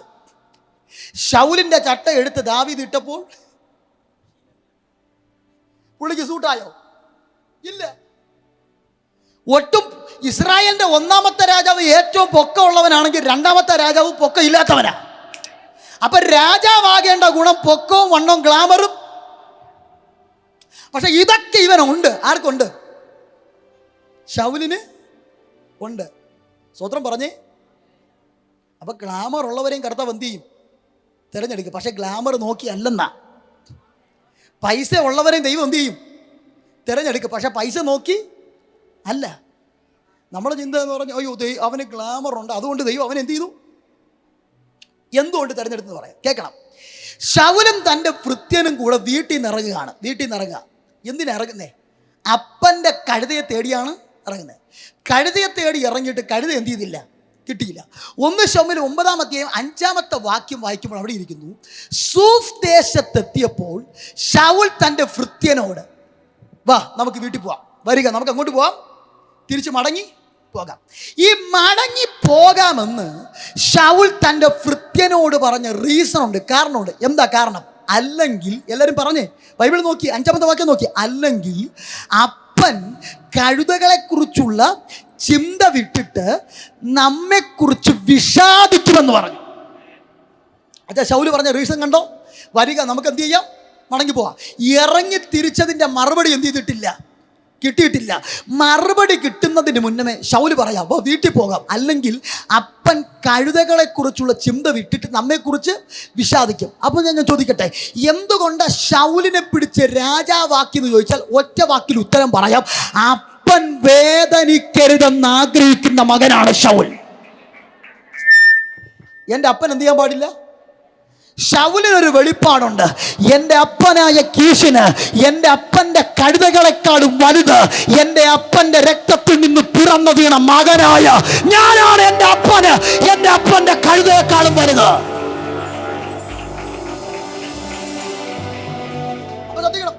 രാജാവാകാനുള്ള ഒന്നാമത്തെ ഗുണം, ഇവൻ അപ്പനെ വേദനിപ്പിക്കാത്തവനാണ്. ആരാണ്? ഉറച്ചു പറ. നിങ്ങൾ എന്നോട് മിണ്ടുന്നില്ല, ഉറച്ചു പറഞ്ഞേ. ബാക്കിയിരിക്കുന്ന ആൻറ്റിമാരൊക്കെ പറഞ്ഞേ. നിങ്ങൾ അത് പറയുമ്പോൾ തന്നെ നിങ്ങളുടെ മക്കൾ നിങ്ങളെ വേദനിപ്പിക്കാത്ത തലത്തിൽ ദൈവം ഒരുക്കി കൊണ്ടുവരും. ആമേൻ. തലമുറകൾ വേദനിപ്പിക്കുന്ന ഏതൊരു അപ്പനും അമ്മയും ഉണ്ടെങ്കിൽ ഈ ദൂത് നിങ്ങളോടാണ്. ഇന്ന് വരെ നിന്റെ തലമുറ നിന്നെ വേദനിപ്പിക്കുന്നെങ്കിൽ നിന്നെ വേദനിപ്പിക്കുന്ന തലമുറയുടെ സ്വഭാവത്തെ എന്റെ ദൈവം തിരിക്കാൻ പോകുക. അപ്പൊ ശൗലിന്റെ ഒന്നാമത്തെ ഗുണം, എൻ്റെ അപ്പൻ വേദനിക്കാൻ പാടില്ല. എന്നാൽ അതേ ഇസ്രായേലിൽ ശമൂവേൽ പ്രവാചകന്റെ തലമുറകളായ യോവേലും അബിയാവും അപ്പനായ ശമൂവേലിന് എന്ത് ചെയ്യുന്നു? വേദനിപ്പിക്കുന്നു. ഞാൻ ചോദിക്കട്ടെ, നിന്റെ പുത്രന്മാർ നിന്റെ വഴിയിൽ നടക്കുന്നില്ലെന്ന് ശമൂവേലിനോട് പറഞ്ഞത് ആരാ പറഞ്ഞേ? അയ്യോ, എൻ്റെ കൂടെ നിങ്ങളില്ലേ? ആരാ പറഞ്ഞേ? ഇസ്രായേൽ മൂപ്പന്മാർ. ആര് പറഞ്ഞു? നാട്ടുകാർ വന്ന് പ്രവാചകനോട് പറയാണ്, നിന്റെ പുത്രന്മാർ നിന്റെ വഴി നടക്കുന്നില്ല, തോന്നിയ പാടെയാണ്. ഞാൻ ചോദിക്കട്ടെ, ഒരപ്പനോട് നാട്ടുകാർ വന്ന് പറയാം, പക്ഷേ നിങ്ങൾ ഡീസൻ്റാണ്, പ്രവാചകൻ നിങ്ങൾ ഡീസൻ്റാണ്, പക്ഷേ നിങ്ങളുടെ മക്കൾ നിങ്ങളുടെ വഴി നടക്കുന്നില്ലെന്ന് പറഞ്ഞാൽ ആ അപ്പൻ്റെ ഹൃദയം വേദനിക്കോ ഇല്ലയോ? വേദനിക്കോ ഇല്ലയോ അച്ഛാ? അപ്പോൾ ഇസ്രായേൽ മൂപ്പന്മാർ ശമൂവേലിനോട് പറയും, നിന്റെ പുത്രന്മാർ നിന്റെ വഴി നടക്കുന്നില്ലെന്ന് പറയുമ്പോൾ ശമൂവേൽ ഒരു പ്രവാചകനാണ്, പുരോഹിതനാണ്, ന്യായാധിപനാണെങ്കിലും ശമൂവേൽ എന്ന് പറയുന്ന അപ്പൻ്റെ ഹൃദയം ഉരുകുകയായിരുന്നു. എന്ത് ചെയ്യായിരുന്നു? അപ്പോൾ അപ്പനെ വേദനിപ്പിച്ചത് ആരാ? നാട്ടുകാരെ കൊണ്ട് ഈ 2 തലമുറകൾ അപ്പനെ പറയിപ്പിച്ചില്ലേ? പക്ഷേ എന്നെ അവിടെ ചിന്തിപ്പിച്ച കാര്യമുണ്ടല്ലോ, ശമൂവേലിൻ്റെ 2 പുത്രന്മാരായി യോവേലും അബിയാവും വഴിതെറ്റിപ്പോയപ്പോഴും അപ്പൻ്റെ വഴിയിൽ നടക്കാതെ ദുരാഗ്രഹികളായി കൈക്കൂലി വാങ്ങിച്ചപ്പോഴും ശമൂവേൽ എന്ന് പറയുന്ന പ്രവാചകന്റെ ശുശ്രൂഷയെ ബാധിച്ചില്ല. ശുശ്രൂഷ എന്ത് ചെയ്തില്ല? ഞാൻ ചോദിക്കട്ടെ, ഒരു പാസ്റ്ററുടെ അല്ലെങ്കിൽ ഒരു പ്രവാചകന്റെ തലമുറ വഴിതെറ്റിപ്പോയാൽ ആ അഭിഷക്തന്റെ ശുശ്രൂഷയെ ബാധിക്കൂ ഇല്ലയോ? വഴിതെറ്റിപ്പോയ തലമുറകളുള്ള ഏതെങ്കിലും പ്രവാചകന്റെ അടുക്കൽ അടുത്ത വിശ്വാസികളുടെ മക്കളെ പ്രാർത്ഥിക്കാൻ കൊണ്ടുവരൂ? അഥവാ ഒരു ദൈവദാസന്റെ തലമുറ വഴിതെറ്റിപ്പോയ വിശ്വാസികൾ പറയും, ആദ്യം നിങ്ങൾ പോയി നിങ്ങളുടെ മക്കളെ ദേശത്തിറങ്ങി ശുശ്രൂഷിക്കാൻ പറ്റുമോ? പറയാച്ചാ. പക്ഷെ ഞാൻ ചോദിക്കട്ടെ, ഇസ്രായേലിൽ ശമൂവേലിൻ്റെ തലമുറയായ യോവേലും അബിയാവും ചെറിയ കാര്യം തന്നെ ചെയ്തത്. ബേർശേബയിൽ ന്യായാധിപന്മാര് അധികാരം കിട്ടിയപ്പോഴാണ് ഇമാരുടെ അകത്ത് കിടന്ന് വിഷം പുറത്തു വന്നത്. അതുവരെ വേറെ വലിയ പ്രശ്നം. എപ്പോൾ അപ്പൻ വയസ്സായി ഇമാരെ പിടിച്ച് ന്യായാധിപന്മാരാക്കിയോ അപ്പോൾ ഇമാരുടെ അകത്ത് കിടന്ന ദ്രവ്യാഗ്രഹം എന്ത് ചെയ്തു? അതുവരെ എന്ത് ചെയ്തു? അതാണ് ഈ ചിലരുടെ തനിക്കോണം അറിയണമെങ്കിൽ എന്തെങ്കിലും പൊസിഷൻ കൊടുത്തു നോക്കണം, അപ്പോൾ അറിയാം.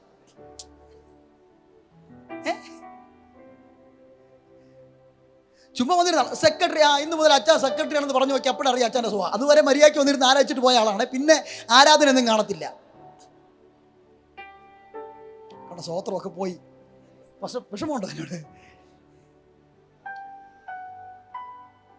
അപ്പൊ ന്യായാധിപന്മാരാക്കുന്നത് വരെ ഇവന്മാർ വലിയ പ്രശ്നമൊന്നും. പക്ഷെ എപ്പോ പിടിച്ച് ന്യായാധിപനാക്കിയോ ആ സമയം മുതൽ അപ്പൻ്റെ പേര് ഇവന്മാർ കളയാൻ. പക്ഷെ അങ്ങനെ ശമൂവേലിൻ്റെ പേര് എന്ത് ചെയ്തില്ല, പോയില്ലെന്ന് ഞാൻ തെളിയിച്ചു തരാം, കേൾക്കണം. ശമൂവേലിൻ്റെ പുത്രന്മാർ വഴിതെറ്റി നടന്നത് ഇസ്രായേൽ മുഴുവൻ എന്ത് ചെയ്തു, അറിഞ്ഞു. മൂപ്പന്മാർ വന്ന് ശമൂവേലിനോട് പറഞ്ഞു. അപ്പോൾ ഇവന്മാർ വഴിതെറ്റി പോയെന്ന് ഇസ്രായേൽ മൂപ്പന്മാർ സകല ജനവും അറിഞ്ഞിട്ട് ഈ ഇസ്രായേൽ മൂപ്പന്മാർ രാജാവിനെ വേണമെന്ന് ആവശ്യപ്പെട്ടത് ആരോടാ? ശമൂവേലിനോട്. ആരോട് ആവശ്യപ്പെട്ടു? അങ്ങനെ ശമൂവേലിനോട് ആവശ്യപ്പെടണമെങ്കിൽ തലമുറ വഴിതെറ്റി നടന്നപ്പോഴും ശമൂവേൽ എന്ന് പറയുന്ന പ്രവാചകനെ ഇസ്രായേൽ മൂപ്പന്മാർ അംഗീകരിക്കുന്നു എന്നല്ലേ? പറ, അംഗീകരിക്കുന്നു എന്നല്ലേ? കേൾക്കണം. ഈ തലമുറ വഴിതെറ്റിയതോടെ ശമൂവേലിനെ ഇസ്രായേൽ മൂപ്പന്മാർ അംഗീകരിച്ചില്ലായിരുന്നെങ്കിൽ ഒരിക്കലും ശമൂവേലിനോട് വന്ന് രാജാവിനെ നിയമിച്ചാക്കി തരണമെന്ന് എന്ത് ചെയ്യത്തില്ല. അപ്പൊ ശ്രദ്ധിക്കണം, തലമുറ വഴിതെറ്റിയപ്പോൾ ആരുടെ ശുശ്രൂഷ ബാധിച്ചില്ല? അപ്പൻ്റെ ശുശ്രൂഷ. തലമുറ വഴിതെറ്റി പിതാക്കന്മാരുടെ ശുശ്രൂഷ ബാധിച്ചു പോയ ഒത്തിരി പേരുണ്ട്. എന്തുകൊണ്ട് ശമൂവേലിൻ്റെ ശുശ്രൂഷയെ ബാധിക്കാത്തതെന്ന് പറഞ്ഞുതരാം. കേൾക്കണം. ഒരു തലമുറ വഴിതെറ്റി പോകുമ്പോൾ നാട്ടുകാർ, വീട്ടുകാർ എല്ലാവരും കുറ്റം പറയുന്ന ആരെയാ? അപ്പനെയും അമ്മയും മാതാപിതാക്കളെയാണ് എന്ത് ചെയ്യുന്നത്, കുറ്റം പറയുന്നത്. ഞാൻ ചോദിക്കട്ടെ, ശമൂവേലിൻ്റെ പുത്രന്മാർ വഴിതെറ്റി പോകാൻ ശമൂവേൽ ഈ തലമുറകളെ നേരെ ചൊവ്വെ വളർത്താട്ടുള്ളതാണ് ഇവർ വഴിതെറ്റിപ്പോയെ. ശമൂവേൽ പറഞ്ഞോടാ, ഞാൻ നിങ്ങളെക്കുറിച്ച് ബേർശേബയിൽ ന്യായാധിപന്മാരാക്കാം, നീ അവിടെ കയറി ഉടനെ കൈക്കൂലി വാങ്ങി ന്യായം മറിക്കാൻ അപ്പം പറഞ്ഞോ? ഞാൻ ചോദിക്കട്ടെ, ലോകത്തിലെ ഏതെങ്കിലും മാതാപിതാക്കന്മാർ തലമുറകളെ റോങ് ആയിട്ട് വളർത്തൂ? ഒരു ജീവിതത്തിൻ്റെ സാഹചര്യം കൊണ്ട് ഒരു അപ്പൻ കള്ളനായി പോയാലും ആ കള്ളൻ്റെ മക്കളെ വരെ ആ കള്ളൻ നന്നായി വളർത്താനേ. അവിടെ പെന്തക്കോസ് എന്നില്ല, ജാതി എന്നില്ല, ആരും ആയിക്കൊള്ളട്ടെ. ഈ ലോകത്തുള്ള സകല മാതാപിതാക്കളും തലമുറകൾ നേരെ എന്ത് ചെയ്യത്തുള്ളൂ? തലമുറകളെ മോശമായി വളർത്തുന്ന ഏതെങ്കിലും മാതാപിതാക്കളുണ്ടെങ്കിൽ അവരുടെ തലയ്ക്ക് അസുഖമുണ്ട്. എന്തുണ്ട്? അവർ നോർമലല്ല. പക്ഷേ നോർമലായിട്ടുള്ള സുബോധമുള്ള, അത് പെന്തക്കോസ് ആകട്ടെ, ജാതികനാകട്ടെ, ഹിന്ദു ആകട്ടെ, മുസ്ലിം ആകട്ടെ, ഏത് ജാതിയിൽപ്പെട്ടവനാകട്ടെ, തലയ്ക്ക് അസുഖമില്ലാത്ത നോർമലായിട്ടുള്ള ഏത് മാതാപിതാക്കളും മക്കളെ എങ്ങനെ വളർത്തുള്ളൂ? ജീവിതത്തിൻ്റെ സാഹചര്യം കൊണ്ട് ശരീരം വിറ്റ് ജീവിക്കുന്ന ഒരു സഹോദരി ഒരിക്കലും അടുത്ത് വരുന്ന അവരുടെ തലമുറ അങ്ങനെ അവരെന്ത് ചെയ്യത്തില്ല. അവർ പറയും, മോളെ എൻ്റെ ജീവിതത്തിൻ്റെ ചെറുപ്പകാലം എൻ്റെ സാഹചര്യം എങ്ങനെയായി, പക്ഷെ മോളെ നീ ഇങ്ങനെ ഒരിക്കലും. അപ്പോൾ ഒരിക്കലും ഒരു മാതാപിതാക്കൾ തലമുറകളെ മോശമായിട്ട് എന്ത് ചെയ്യുന്നില്ല. പിന്നെ ചില തലമുറകളെ എത്ര നന്നായിട്ട് വളർത്തിയാലും ചിലതൊന്നും കയ്യിൽ എന്ത് ചെയ്യത്തില്ല. നമ്മൾ പോലും അറിയാം നമ്മുടെ റൂട്ട് വിട്ട് എന്ത് ചെയ്യും. മനസ്സിലായോ? കേൾക്കണം. റൂട്ട് വിട്ട് പോകും. എന്തുകൊണ്ട് ശമൂവേലിൻ്റെ ശുശ്രൂഷ ബാധിച്ചില്ല? കേൾക്കണം. ഈ തലമുറ വഴിതെറ്റി പോയപ്പോഴും ശമൂവേൽ എന്ന് പറയുന്ന പ്രവാചകനെ ഇസ്രായേൽ മുഴുവനും അംഗീകരിക്കുന്നുണ്ട്. അതിനൊരു ഉദാഹരണം കൂടെ ഞാൻ പറയാം. ഈ ശൗൽ ഭൃത്യനോട് പറഞ്ഞു, വരിക നമുക്ക് മടങ്ങിപ്പോകാം, അല്ലെങ്കിൽ അപ്പൻ കഴുതകളെ കുറിച്ചുള്ള ചിന്ത വിട്ടിട്ട് നമ്മെക്കുറിച്ച് വിഷാദിക്കുമെന്ന് പറഞ്ഞു. അടുത്ത 6-ാമത്തെ വാക്യം വായിക്കുമ്പോൾ ഭൃത്യം പറയാണ്, ഈ പട്ടണത്തിൽ ആരുണ്ട്? ഒരു ദൈവപുരുഷൻ ഉണ്ട്. അടുത്ത് ശമൂവേലിനെ കുറിച്ച് ഭൃത്യം പറയുക, അവൻ ആരാകുന്നു? ഉറച്ച് പറ. അത് നിങ്ങൾ അയ്യോ അങ്ങനെ പറയില്ല കേട്ടോ, ചിലപ്പോൾ നിങ്ങൾ മാന്യന്മാരായി പോയാലോ. നല്ല കാര്യമൊക്കെ പറയണം. അവൻ ആരാണ്? കുറച്ച് ബാക്കിൽ ആൻറ്റിമാരൊക്കെ പറഞ്ഞു, അവൻ ആരാ? മാന്യനാകുന്നു. മാന്യൻ എന്ന് പറഞ്ഞാൽ ഡീസന്റ്. തലമുറ വഴിതെറ്റിപ്പോയപ്പോഴും അതേ പട്ടണത്തിനകത്തുള്ള ഒരു മനുഷ്യൻ പറയുക, ഈ പട്ടണത്തിൽ ഒരു ദൈവപുരുഷനുണ്ട്, അവൻ ആരാ?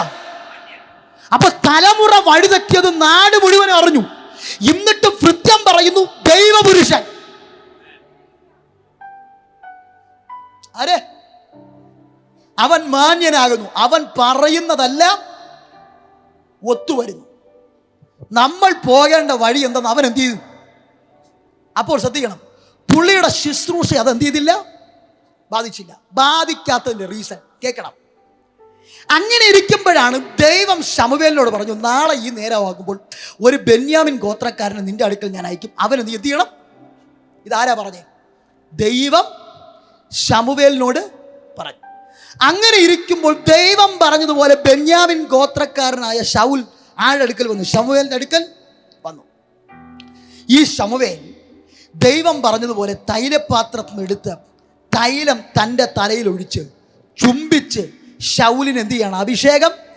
ഏത് അഭിഷേകം? രാജകീയ അഭിഷേകം ചെയ്യുകയാണ്. ഞാൻ ചോദിക്കട്ടെ, ഈ ശൗലിനെ ശമൂവേൽ രാജകീയ അഭിഷേകം ചെയ്യുമ്പോഴും ശമൂവേൽ പ്രവാചകൻ അറിയാവോ, ഇത് എൻ്റെ തലമുറകളായ യോവേലിൻ്റെ മേലും അബിയാവിൻ്റെ മേലും വീഴേണ്ട അഭിഷേകമാണെന്ന് ശമൂവേലിന് അറിയാവോ? ഞാൻ ചോദിച്ച ചോദ്യം മനസ്സിലായോ? ശമൂവേൽ പ്രവാചകൻ ശൗലിൻ്റെ തലയിൽ തൈലപാത്രം എടുത്ത് രാജകീയ അഭിഷേകം എന്ത് ചെയ്യുന്നു? ഒഴിക്കുന്നു. ഈ അഭിഷേകം ഒഴിച്ച് ശൗലിനെ ചുംബിച്ച് അഭിഷേകം ചെയ്യുമ്പോഴും ശമൂവേലിനറിയാമോ, എൻ്റെ തലമുറയുടെ മേൽ വീഴേണ്ട അഭിഷേകമാണ് ഞാൻ ശൗലിൻ്റെ മേൽ ഒഴിക്കുന്നു എന്ന് ശമൂവേലിനറിയാവോ? അറിയാം. എന്ത് ചെയ്യാം? പറ. അറിയാം. അതല്ലേ മൂപ്പ പറഞ്ഞു, നിന്റെ പുത്രന്മാർ നിന്റെ വഴിയിൽ എന്ത് ചെയ്യുന്നില്ല? നടക്കുന്നില്ല. നടന്നിരുന്നെങ്കിൽ ആരുടെ ഒഴിക്കാം. അപ്പോൾ ശൗലിൻ്റെ തലയിൽ അഭിഷേകം ഒഴിക്കുമ്പോഴും ശമൂവേലിന് നല്ല ബോധ്യമുണ്ട് ഇത് ആരുടെ മേൽ വീഴേണ്ടതാ? ആരുടെ മേൽ വീഴേണ്ടതാ? എൻ്റെ മക്കളുടെ മേൽ വീഴേണ്ടത്. കേൾക്കണം, സ്വന്തം തലമുറയുടെ മേൽ വീഴേണ്ട അഭിഷേകത്തെ അടുത്തൊരുത്തൻ്റെ തലയുടെ മേൽ ശമൂവേൽ ഒഴിക്കുകയാണ്. ആരൊഴിക്കുന്നു? ഞാൻ ചോദിക്കട്ടെ, നമ്മുടെ രക്തത്തിൽ നിന്ന് പിറന്നു വീണ തലമുറ അനുഭവിക്കേണ്ട നന്മ അടുത്തൊരുത്തൻ്റെ തലമുറയ്ക്ക് കൊടുക്കൂ? കൊടുക്കുവോ? അച്ഛാ, കൊടുക്കാൻ മനസ്സുണ്ടാവും? കൊടുക്കോ?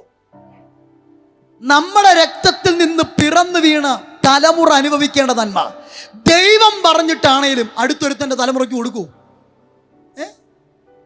കൊടുക്കൂല. കൊടുക്കൂല. അത് തന്നെ പ്രശ്നം.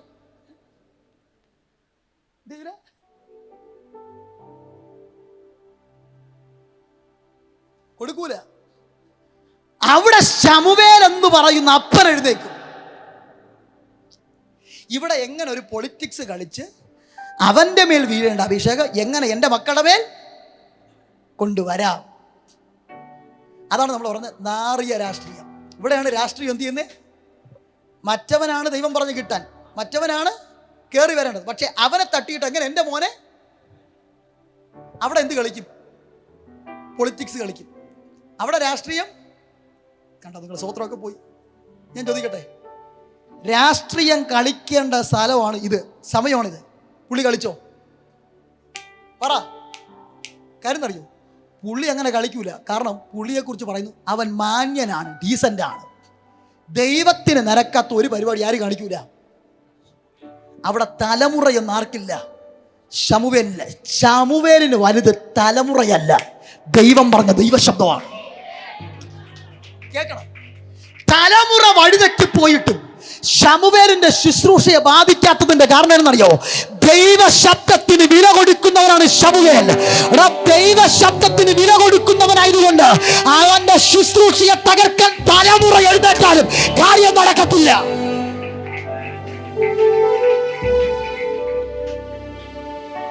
ഭാര്യ എഴുന്നേറ്റാലോ, ഭർത്താവ് എഴുന്നേറ്റാലോ, സഭയിലെ വിശ്വാസി എഴുന്നേറ്റാലോ, ദേശക്കാർ എഴുന്നേറ്റാലോ, സംഘടന എഴുന്നേറ്റാലോ, ദൈവശബ്ദത്തിന് വില കൊടുക്കുന്നവനുണ്ടെങ്കിൽ അവന്റെ ഇമേജിനെ തകർക്കാൻ, അവന്റെ തലയെ തകർക്കാൻ, അവന്റെ ശുശ്രൂഷയെ ബാധിപ്പിക്കാൻ ഒരു കള്ള പ്രചരണങ്ങൾക്ക് കഴിയത്തില്ലെന്ന്.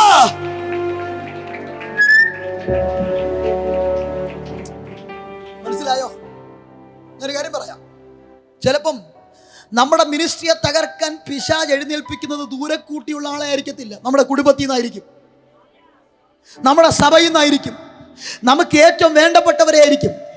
കേൾക്കണേ പ്രിയരെ, ഒരു തലമുറ വഴിതെറ്റിയാൽ ശുശ്രൂഷയെ ബാധിക്കുമെന്നുള്ളത് ഉറപ്പാണ്. പക്ഷേ ബാധിക്കത്തില്ല നീ ദൈവത്തോടുള്ള ബന്ധത്തിൽ നേരെ നിന്നാൽ. ഇന്ന് പകൽ സഭയോട് ദൂത് പറയുക, നീ ദൈവസന്നിധിയിൽ നേരെ നിന്നു കഴിഞ്ഞാൽ നിന്നെ തകർക്കാൻ ഒരു അന്ധകാര ശക്തിക്കും. പ്രാർത്ഥിച്ചോ, പ്രാർത്ഥിച്ചോ. അടിയട്ടെ. അടിയത്തെ കുടുംബങ്ങളുടെ മേലെ ആധിപത്യം സ്ഥാപിച്ചിരിക്കുന്ന സകല ദുരാത്മ മണ്ഡലങ്ങൾ നിന്റെ പേരിനെ നശിപ്പിച്ച് ദേശത്ത് തലപൊക്കാൻ അനുവദിക്കാതെ വ്യാപരിക്കുന്ന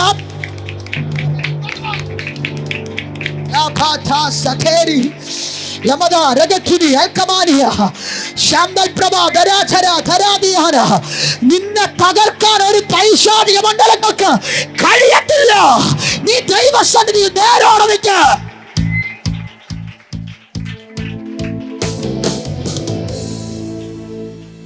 ഞാൻ പറഞ്ഞു മനസ്സിലായോ?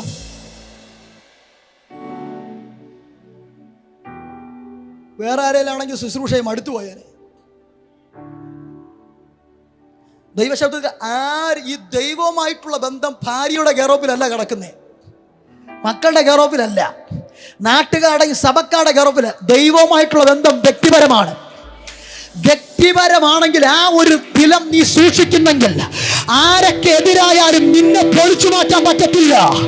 നിനക്ക് പട്ടണത്തിനകത്ത് കിട്ടേണ്ട അധികാരം ആരാ വിശ്വസിക്കുന്നേ? ഭയങ്കര തീയിനകത്ത് കത്തുന്നു.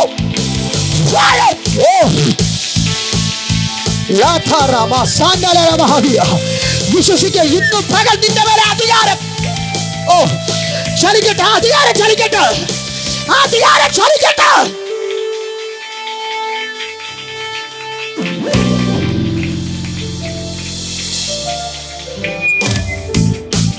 ഈ വചനത്തിന് ദൂത് ചില കുടുംബങ്ങളുടെ കുരുക്ക് ദൈവം ഒഴിച്ചുകൊണ്ടിരിക്കുക. തലമുറകൾ മുഖാന്തരം അപമാനിക്കപ്പെട്ട, തല താഴ്ത്തപ്പെട്ട ചില അപ്പനമ്മമാർ എന്നെ കേൾക്കുന്നുണ്ട്.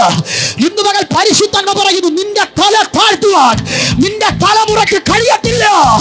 ചില തലമുറകളെ മലക്ക് കൊണ്ടുവന്ന് നിന്റെ തലയെ ഉയർത്തുവന്ന് സ്വീകരിക്കുക, വീഴേണ്ടത്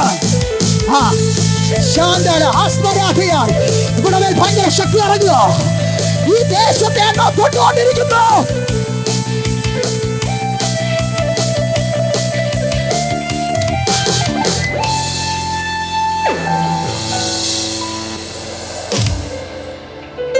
ഞാൻ ചോദിക്കട്ടെ, അപ്പന്റെ ഹൃദയം വേദനിപ്പിച്ച യോവേലിന്റെ മേലും അബിയാവിന്റെ മേലും ദൈവം അഭിഷേകം ഒഴിക്കോ? അപ്പൻ വേദനിക്കരുതെന്ന് ആഗ്രഹിക്കുന്ന ശൗലിന്റെ മേൽ ഒഴിക്കോ?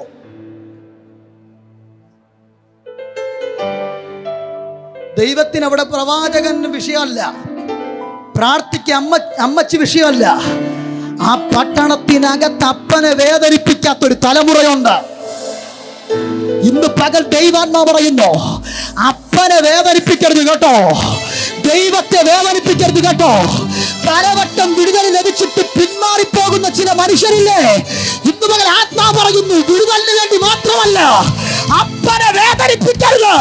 നീ കൃപയ്ക്കകത്ത് കയറി നിന്നാൽ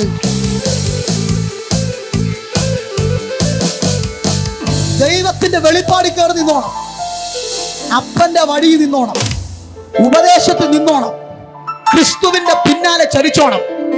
നീ തകരത്തില്ല.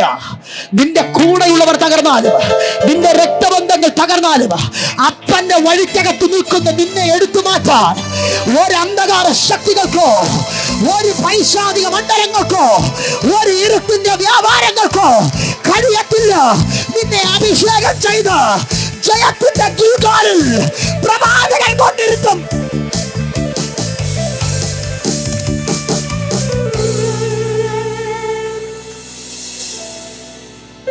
ജയത്തിന്റെ കിൽകാലിലിരിക്കും. കേൾക്കണം, സമയം പോയി. 5 മിനിറ്റ് കൂടെ ഒരു കാര്യം കൂടെ പറയാം. പ്രാർത്ഥിക്കാൻ പോവാ. എഴുന്നേറ്റ് നിങ്ങൾ ആ പിറകി നിൽക്കുന്ന സഹോദരിമാരൊക്കെ മുമ്പോട്ട് കയറി വന്നു. ഈ ദൂത് കേട്ട് നമ്മൾ പ്രാർത്ഥിക്കാൻ പോവാ. പുറകെ നിൽക്കുന്നവരൊക്കെ മുമ്പോട്ട് വന്നു കയറി. ഇന്ന് പകൽ ദൈവം ഇതിനകത്ത് വലിയൊരു അഭിഷേകത്തെ പകരാൻ പോവാ. നിന്റെ തലയെ കുനിപ്പിക്കാൻ ഒരു ശക്തിക്കും കഴിയത്തില്ല. കർത്താവിന്റെ ആത്മാവ് എന്നോട് അങ്ങനെ ഒരു വെളിപ്പാട് ഈ സഭയുമായി ബന്ധത്തിൽ തരുക. അഭിഷേകം ഇന്നലകളിൽ ഇവിടെ വന്ന് ആരാധിച്ച ചിലർ തന്നെ ദൈവസഭയ്ക്കെതിരെ, അഭിഷേകത്തിനെതിരെ ദൈവദൂഷണം പറഞ്ഞു. തലയെ താഴ്ത്തിക്കെട്ടാൻ ശുശ്രൂഷയെ തകർത്ത് കളയാൻ നിൽക്കുന്ന ജാതികളിൽ നിന്നല്ല, ഇതിനകത്ത് വന്നു പോയവരിൽ നിന്ന് എഴുന്നേറ്റ് വന്നു ഒരു പോരിനെ പരിശുദ്ധാത്മാവ് കാണും. ആ പോരിനെ കർത്താവിന്റെ ആത്മാവ് ഇന്ന് പകൽ വെട്ടുകയാണ്. അതെനിക്ക് വളരെ വ്യക്തമായിട്ട് കാണാൻ കഴിയുന്നുണ്ട്. യോവേലും അബിയാവും വിചാരിച്ചു കഴിഞ്ഞ തകർക്കാൻ പറ്റുന്നതല്ല ശമൂവേലിന്റെ ശുശ്രൂഷ.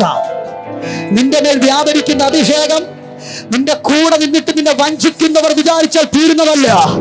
ഇന്ന് പകൽ നിന്റെ മേൽ അഭിഷേകം ഇട്ടത് ദൈവമാണെങ്കിൽ നിന്റെ തലയെ ദേശത്തിനെ ഉയർത്തിപ്പിടിക്കും. ഇന്ന് പകൽ ഭയങ്കര അഭിഷേകത്തിന്റെ ചലനം ഇതിനകത്ത് സംഭവിക്കുകയാണ്. പ്രത്യേകമായ നിയോഗത്തിന് വേണ്ടിയിട്ട് ഇതിനകത്ത് ഇന്ന് ഒരു കൂട്ടത്തെ ദൈവാത്മാവ് വേർതിരിക്കുന്നു.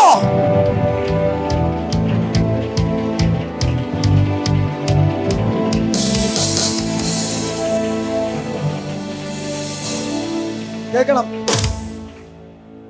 എന്തുകൊണ്ട് ശൗലിന്റെ മേൽ അഭിഷേകം വീഴും? കൃത്യം പറഞ്ഞു, ഈ പട്ടണത്തിനകത്ത് ഒരു ദൈവപുരുഷനുണ്ട്. അവൻ മാന്യനാണ്. അവൻ പറഞ്ഞതല്ല ഒത്തുവരുന്നു. വാ നമുക്ക് അങ്ങോട്ട് എന്ത് ചെയ്യാം, പോകാം. അപ്പൊ ശൗൽ കൃത്യനോട് പറഞ്ഞതാ, ഓക്കെ പോകാം, പക്ഷെ വെറും കൈയോടെ എങ്ങനെ? ആ പ്രവാചകന് കൊടുക്കാൻ എൻ്റെ കയ്യിൽ ഒരു സമ്മാനവും.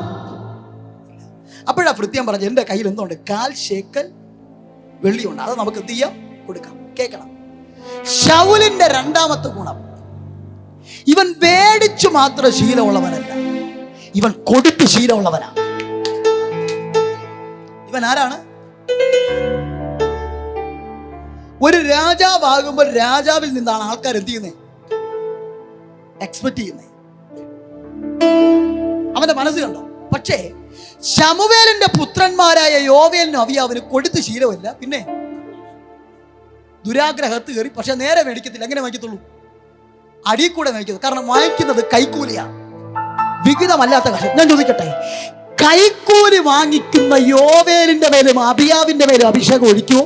പക്ഷെ പ്രവാചകന്റെ അടുക്കൽ വെറും കൈയോടെ പോകാൻ മനസ്സ് വിസമ്മതം കാണിച്ച ശൗലിന്റെ മേൽ അഭിഷേകം ഒഴിക്കുമോ?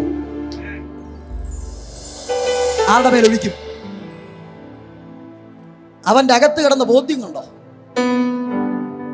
ഈ ചെറിയ കാര്യങ്ങൾക്കകത്തു വരെ ഭയങ്കര ശ്രദ്ധ കേന്ദ്രീകരിക്കുന്നവരാണ് ആര്? ശൗൽ.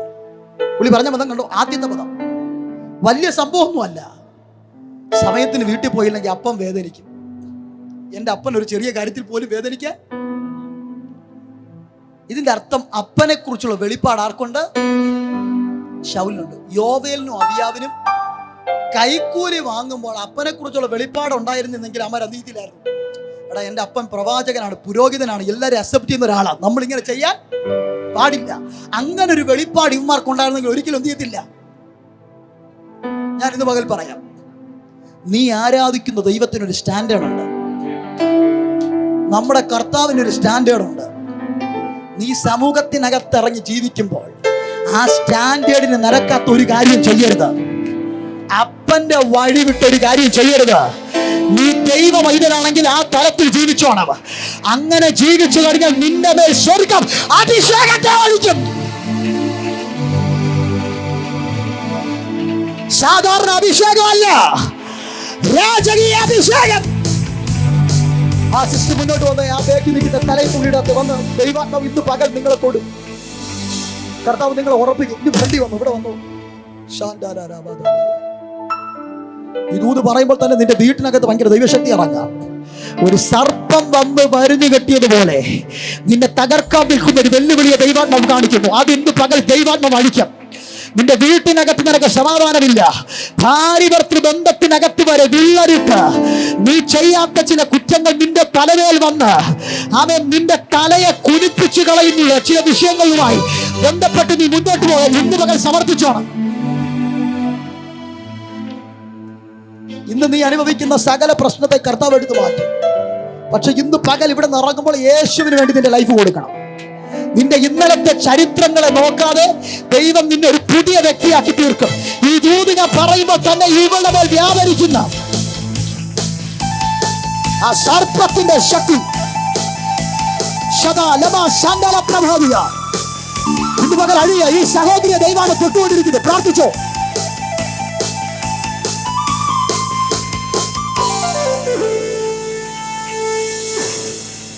പ്രാർത്ഥിച്ചോളാം സിസ്റ്റർ. ഈ യേശുവിനെ വിടരുത് കേട്ടോ. നിനക്കിനി ഒരിടത്തും രക്ഷയില്ല, ഇവിടെ രക്ഷയുള്ളൂ. നീ പലയിടങ്ങളിൽ അലഞ്ഞവളാണ്. എന്നാൽ പരിശുദ്ധാത്മാവ് ഇത് നിന്റെ വിടുതലിന്റെ പകലാണ്. നിന്നിൽ നിന്ന് ഒരു നിന്നയുടെ കല്ലിനിടയിൽ ഉരുട്ടി മാറ്റാൻ പോവാ. നിന്റെ ദേശത്ത് നീ തലപൊക്കത്തില്ലെന്ന് വാദിക്കുന്ന ഒരു വെല്ലുവിളിയുണ്ട്. അതിന്റെ ദൈവാത്മാവ് ഇന്ന് പകൽ അടിക്കും. ഇത് പറയുമ്പോൾ തന്നെ നിന്റെ ശരീരത്തിനകത്തുള്ള രോഗബന്ധനങ്ങളെ കട്ടവടിക്കുക. ഉദര സംബന്ധമായ ഒരു കെട്ടിനെ ദൈവാത്മാവ് ഇന്ന് പകൽ പൊട്ടിച്ച് ഭയങ്കര ഒരു ജയം ദൈവാത്മാവ് നിനക്ക് തരികയാണ്. പ്രാർത്ഥിച്ചേ, സഭ പ്രാർത്ഥിച്ചോ. ഇത് ജയത്തിന്റെ പകലാണ്.